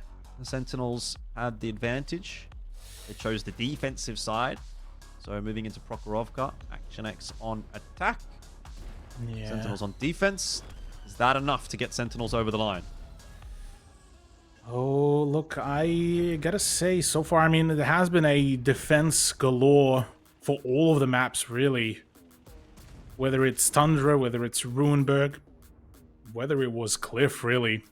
Sentinels always felt quite confident on the defense. Prokhorovka being basically a defense-sided map. This should be putting them in a really nice, confident position to really wrap it up, knowing as well that there's quite a grudge to be settled between Action X and Sentinels, even just from behind the scenes. This would be the way to really rub it in. This would be the opportunity for Sentinels to completely eliminate, to upset Action X. And look, for Action X, they will need to tread very careful about how they want to play. One thing worth noting, the spread out. So far, the spread has been very much of a double-edged sword, really, here for Action X, where the moment they leave even just one player, Sentinels would acknowledge that. They would acknowledge that in spades and then go for the pack mentality and eliminate that one and then slow things down. They've shown that that to us on the on the Ruinberg. They showed it to us on Tundra as well. The moment they get that momentum, that's it. They're unstoppable. They're almost like like a berserking rhino. You cannot stop it at any point unless you just start sinking just damage and more damage. So honestly, for Sentinels, this might be the winning formula right now. Yeah, maybe.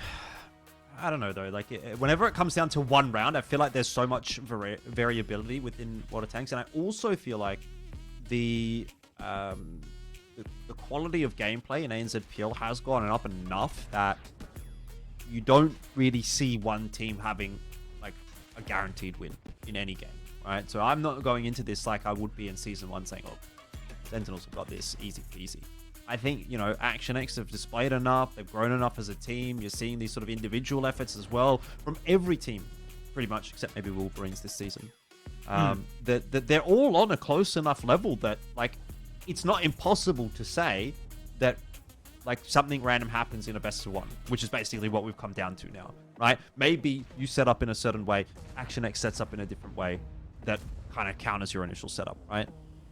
And that's the end of your run in ANZPL. That's the problem with leaving it down to the final round. It's not as if, yeah, okay, we're on the defense. Maybe that's favored a little bit. But what if Action X just sends it down the one line randomly out of nowhere, and you've set up over the other side of the tracks? They have full control, whatever, something like that. Yeah, something like that. Or you both just run it in mid, and maybe you don't pen your shots, or maybe you bounce, maybe you get bad RNG, blah blah blah, whatever. These things happen. I think the teams are close enough that it's really hard to make a call as to which way this is going to go. So all we can really do, Cthulhu, is watch and enjoy. Yes. And a bat chat out for Dell is an interesting choice. Double Superconk, double IS7 to round it out there for the Sentinels. Interesting. Yeah, once again, going for a little bit more of a conventional lineup where they have good coverage over the 1-2 line. They are leaning towards the right side of the map as well, and this is where the big bulk of the engagement is going to happen. Curious to know who got left on the 1-2 line. That's Rainbow. So Dell, the farmer really of the damage for Sentinels, is going to be back in here. And once again, yep, the A0 position, hold it basically for Wymo. This is going to be prime time to really play, and they read into this play oh so perfectly. But the problem being they didn't spot anything right now, because the bat chat has been left on the 1-2 line. This is the perfect time to just completely overdump. This is perfect. Wymo spotted, so is Donga, so they know the intentions, and that's the perfect climb as well. Mwah! Solid. Chef's solid. kiss. Chef's kiss. Clinical. Wymo, I don't know what that angle really looks like. I'm going to be quite honest with you, Cthulhu. I've not played that position in an IS-7 very much, but I can't imagine he's going to be feeling too confident up there if you've still got a Centurion Action X on the hill. Doesn't look like any of the shots are really connecting though, so maybe Wymo is pretty safe. Yeah, at the moment I think for Wymo really, and in the IS-7, the main sort of case with him is he's just literally just a bullet magnet. Because everyone will be trying to pen him from that position, because you can't really ignore him per se and go for the overdump over the rail. You have to basically address him in any shape and form. And finally, that pens. And for Trax, this is a perfect opportunity, because this actually allows to still keep on just sending shots whilst, possibly just draining a little bit of time. That wraparound, though, by Dell could be a little bit costly if they realize that the 1-2 line is completely vacant. So look, at the moment, this could still be one way or the other. They do need to get rid of Wymo, though, sooner rather than later.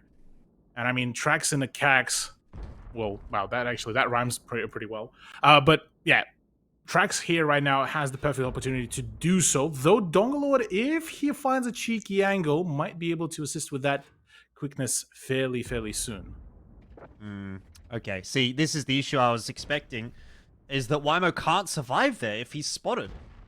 And Trax is just able to farm him. Like, sure, not all of the shots are going to connect, but a decent enough amount are going to go through, and you've got time. You've got 8 minutes to play with, basically. So in that time, inevitably, Wymo is going to die. So what do Sentinels do? Sentinels need to find a way to bail themselves out of trouble, but where? Where do they send Dell? What's he going to do? He's running into 2 Superconks. I mean, I just don't know where this is going to work out for the Sentinels at all. They're bleeding so much HP. And yeah, Dell, he's getting some good damage onto Roendi, but a Batchat doesn't have enough damage to clip out a Superconk, and he just gets farmed. That is going to be the end of the season for Sentinels. Mark my words, it is 4 on 5 now. Dell out of the picture in the Batchat, doesn't even get a full clip off. The double IS-7, double Superconk will have to try to salvage.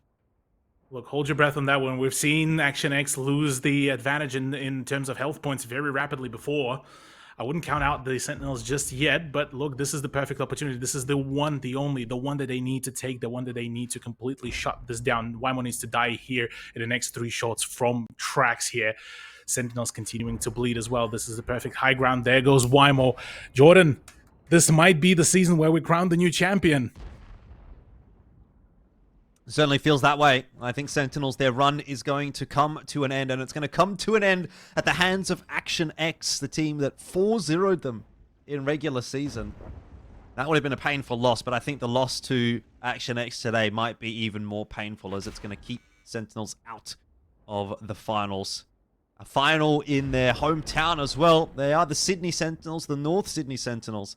They will not get to defend their title against the Scorpions or the Panthers or Action X, because it looks like it is coming to an end. Cindy and a Rainbow cowering away in the corner. Nothing to be done. 3 minutes left on the clock. Sentinels on the defense. It will not matter. Action X, they know the victory is ahead for themselves, and that is going to be it. Rainbow is done. Who gets the killing blow in the end? I think it might actually just be Lightning Man, and that is that. Action X have knocked the Sentinels out of ANZPL Split 1 2023, and they'll be the 3rd and final team to join us at the LAN finals, ending the reign of terror that the Sentinels have put down upon ANZPL for the better part of 2 or 3 years. And now, as you say, we get the opportunity to crown a new champion. So it's anybody's guess as to where we head now. Yeah, look, now well, apart from Scorpions, we now only have them as the old representatives from the, the quote-unquote the old days. This is now, well, the dynasty of Sentinels is now officially over, Jordan. And look, yeah, this time we get 2 new teams to join us on the LAN. I mean, the tiebreaker on Prokhorovka, who would have thought that it would come down. 3rd time was, in fact, the one. 3rd time's the charm for Action X as well. I mean, tracks 3.6k damage farmed. It was a good control over the map, I have to say, though that pen rate is a bit, how's it going? Yeah, but I think that's fine, right? Because if you remember who he was shooting at, the circumstances where he was firing, he was, up in like F0 firing at A0 at a IS-7 whose lower plate he could like barely see. Whatever. I mean, this is kind of irrelevant, I think, actually. It's just the total damage that he was able to get down, and the fact that he was able to pretty much take Wymo out of the game completely. And this is kind of what I was talking about, right? When it comes down to that best of 1 territory, Sentinels have a setup. They're not expecting Adelaide Action X to come in with a play like that. They put Wymo up in the A0 corner, and unfortunately, Action X reads into it, has the counter strat, and there's not a whole lot that Sentinels could do. Once Wymo was stuck, you could see they were trying. They were scrambling over the mid-ridge, over the train tracks. But, Dell drives in, gets a bit of damage down, dies. What's anyone else going to do? They're playing like that that ridge fight, but ultimately, Action X, they've got Sentinels on a timer, right? Inevitably, at some point, Wymo's going to die there. Yeah. So Sentinels is forced out of the frying pan into the fire type situation. They go into the fire. Unfortunately, they were the sausage and they got cooked and eaten. Look, yeah, I gotta say this definitely felt like a bit of an unfortunate turnout here, because I mean, I'm of the opinion that the IS-7 would have worked if not for the cags on the hill, because the heat rounds being sent from there. It is always, one of those positions that IS-7 specifically would be a whole lot more problematic to deal with. If Action X didn't have that presence from up above, that would have been a completely different game, and the Dongle Order would have been completely overpowered. The fact that there was also Gloucester applying pressure from the lower part of that island, the fact that there was the double S-Conk as well, ready to send shots at basically anyone who would try to even remotely get close to crossing. I mean, that burst down of Dell has been just absolutely nutty. Look at that 3-tap, and that's it. He was erased from existence. So, look, I mean, well played. Well played to Sentinels, well played to Action X, and look, I'm now even more excited for the finals. Yeah, I mean, this is going to be a very interesting finals, right? It's going to be a storyline that we haven't been able to tell for a very long time. For, the better part of ANZPL, to be honest, it has been Sentinels either winning or defending their crown as the main story going into the finals. It's not even a conversation at this point. Look at Tonga in that he was hype. That camera jitter is just something. I love it. I don't know how he even managed that. Like, what is going on there? But anyway, it doesn't matter. Maybe we'll get to see that recreated live at Fortress Sydney. By the way, you guys can come on down to Fortress Sydney too for the final. Make sure you do get your tickets sorted. We'll be there in a couple of weeks' time, and there's going to be 3 teams this time rather than just the 2. So we get to have that lower bracket final on LAN. I love that. Big fan of that decision from Wargaming and from ANZPL. And obviously that sets us up nicely for the grand final, where the Scorpions will be awaiting the victors. And it's Panthers and Action X in the lower bracket final. A rematch from the very first matchup of the playoffs as well. I mean, imagine you had been given this story in week 1, okay? Scorpions, they take first seed. They're going to be in the grand final. Panthers Action X in the lower bracket final. Sentinels knocked out in 4th place.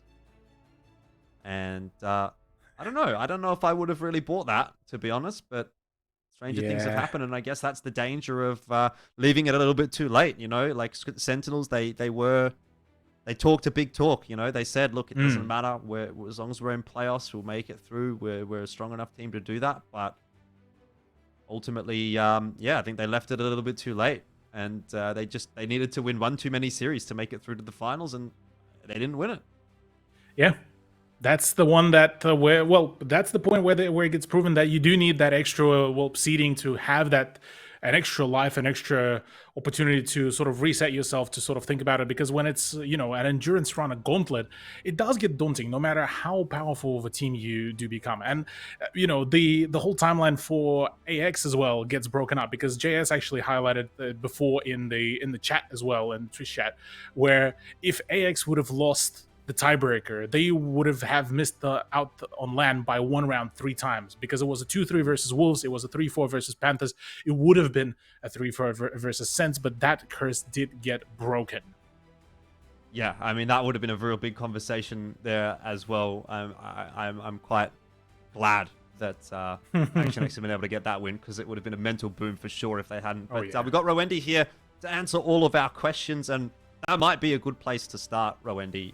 Let's just talk, right? This tumultuous couple of weeks you've had. You lost to the Wolverines and didn't obviously get that auto berth into the LAN finals. Was that weighing on your minds at all as a team going into No, it was calculated. I mean, if you're going to win LAN, you've got to go through the Sentinels, so probably save some strats a little bit too much, and maybe we'll just save any strats anymore. Go through Sentinels, and that's the best way to do it, I think. Do you reckon it's better to do it online than on LAN? I think they're a tough ask on stage. They've got the experience. They've won every stage one so far, so I think it's a real positive to not have them there. So we'll certainly Scorpions and Panthers, like I said the last time, they're the teams to beat. So yeah, you're right. Yeah. Look, I mean, run me through just this whole gauntlet of a matchup in general, because it has been very much of a back and forth. I mean, has there been any moment of, well, not doubt, but a bit of a scare, really, for you guys, especially when, all 3 maps before the tiebreaker went sort of 1-1 both ways? Nah, I think going into tiebreaker was probably a moment of scary, but we certainly were pumping ourselves up, saying, well, forget last week, forget anything that's happened. Let's just go out there and play our game, and maybe attack is the place to be on, probably. Nice, yeah. Seems like it. Yeah. All right. Look, talk to me about your roster going into the LAN finals. Has that been decided? Are you guys across that yet? Has that conversation even been had? Not really. So I think we're probably not going to have CJ for that land final. He's decided to go spend some time with the anime girls in Japan. So we will certainly just talk through, and we might even have a little bit of a rotation, I think. Okay. All right. Well, maybe he's scouting out the LAN finals in Japan that I heard is going to come at some point.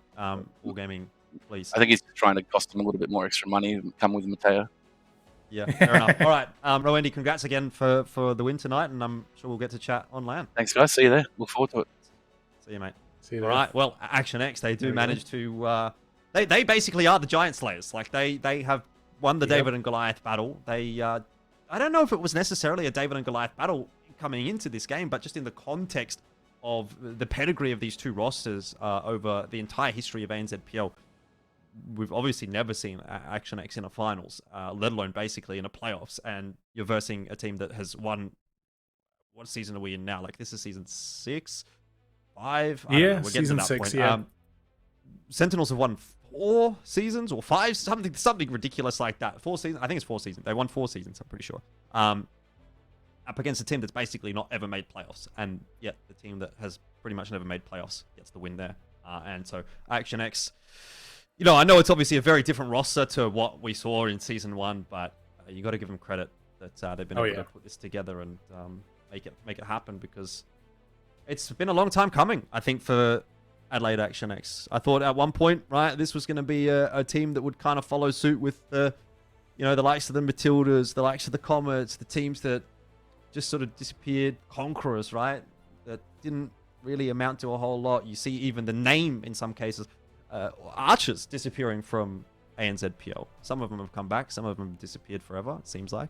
And I thought Action X might be in danger of doing that. But, this previous season and then coming into this season, they've kind of stuck with the relative core of the roster, and you can see the benefit that has brought. Yeah, no, it's definitely been a huge glow up here from Action X, which been absolutely amazing to see develop as well. From looking back, even 2 seasons before, it's sort of that evolution begun for them. Then they've brought on Trax on board, which has been a phenomenal upgrade for them. Now getting Rowendy, getting some of the oldies from the previous seasons as well in, definitely solidified Action X as, like you said, the Giant Slayers, and now it's their time, it's their opportunity to start crafting their own storyline here, because no longer we get to the back to back and whatever for the Sentinels. That is now a thing of the past. For now, we get to look at the finals, and for Scorpions, there's still an opportunity to finally get themselves the win. And as funny as it is, audience is the one that came out flawless with the predictions. Yeah, look, I mean, I think for me, that second matchup, I think that was fairly representative, like across the board. We've gone for the 50-50 split. A few of us went the way of Sentinels, a few went the way of Action X. I don't think that's an unreasonable split. Obviously, Sentinels don't get it over the line this time, but like we said, down to the wire, down to the final round. Could have really gone either way. Scorpions got themselves the win over the Panthers. Most of us were happy with that prediction. No surprises there. Starts to get a little bit more interesting as we go into the next couple of weeks, though. Once we get into the LAN final, where do we go from there? I think I'll probably be predicting Panthers over Action X, and then Scorpions in the grand final. But I'll think about it. We'll see. Have the Action X done enough to convince you that they can win that game against Panthers? I'm gonna say yes. I think I might be hopping back on to the AX bandwagon now that I don't have to really play ball with the Sentinels saying, "Oh yeah, we're confident in everything." Now we get to the big boys games, and I think once Action X get a hang of sort of where they need to keep themselves rolling, I think this is where they could definitely find themselves the win, especially given that game versus Perth Panthers, once they got themselves out of the turbo tilter, that was the first map, they were still keeping up a pretty solid pressure, even though I roasted them rather heavily before. Well, here's how it works out. You've got playoffs bracket for Panthers, Action X, and Scorpions remaining. Everybody else has now been eliminated from ANZPL Split 1. Scorpions, I would say, in their rightful place as the now, I guess, closest thing to a defending champion that we've got. They haven't actually won a season of ANZPL, but this might be the season for them. And they could do it on land in Sydney in front of a home crowd. I wonder if that's going to have any impact. I wonder if we get, more players rather leaning toward the towards the Scorpions, cheering for the Scorpions, than whoever they end up facing, just because we're in Sydney. But we'll see. If you want to be there, sport.pubg/tanks, you can grab yourself some tickets, get some more info there as well, and come join us for the ANZPL final on LAN. Can't wait, be honestly. A good time. So that's in about 2 weeks' time, 27th of May. We're looking forward to seeing you there. It's going to be a nice Saturday evening. Here's how things are going down in the B League. That's going to be on Monday. Centurions, Leopards playing against one another, and then the Hellcats and the Badgers. We'll look forward to that. It's always good to keep in mind on the B League, because this is where a lot of our players this season are now starting to come from, right? B League's been running for a while now. Starting to see the teams finding a lot of players from the B League, and hopefully next season we'll see a couple more getting pulled up. I mean, yeah, it's a treasure trove of talent, really. I mean, you're looking at this season as well. Lismore Leopards, the team that has been sort of that middle of the pack last season, got quite a fair bit of a reshuffle, now actually being able to dethrone even Hellcats in the playoffs, mind you, as well. And Hellcats as well, they were, I believe, the winners of the B League last season as well. So this is a huge opportunity to, once again, have that huge glow up, had that huge uprising in terms of the performance quality as well from a number of B League teams. And look, for Leopards specifically, this might just actually be the season for them to actually push for the first place as well. So I'm going to be very thoroughly and very keenly keeping an eye out for the B League, because, with the finals for that as well approaching very rapidly, this is bound to be a really saucy season conclusion. Lots of cool storylines to think about, but the main ones for me, obviously, LAN final, 3 teams on LAN. First time we're going to get that opportunity. First time we're going to have our LAN in Sydney. First time we're going to get to check out Fortress Sydney as well. So lots of things to look forward to. 27th is the day we'll be there. Make sure you're there. We'll be looking forward to catching up with you in a couple of weeks' time. Cthulhu will be there. Blue Panda will be there. I'll be there. Scorpions will be there. Panthers will be there. Action X will be there. And we'll get to find out how the rest of the season does play out, because it's all going down on LAN at those finals. So do make sure you join us. That is the end of the online portion of ANZPL Split 1. We do hope you've enjoyed it. We look forward to seeing you in a couple of weeks for the finals.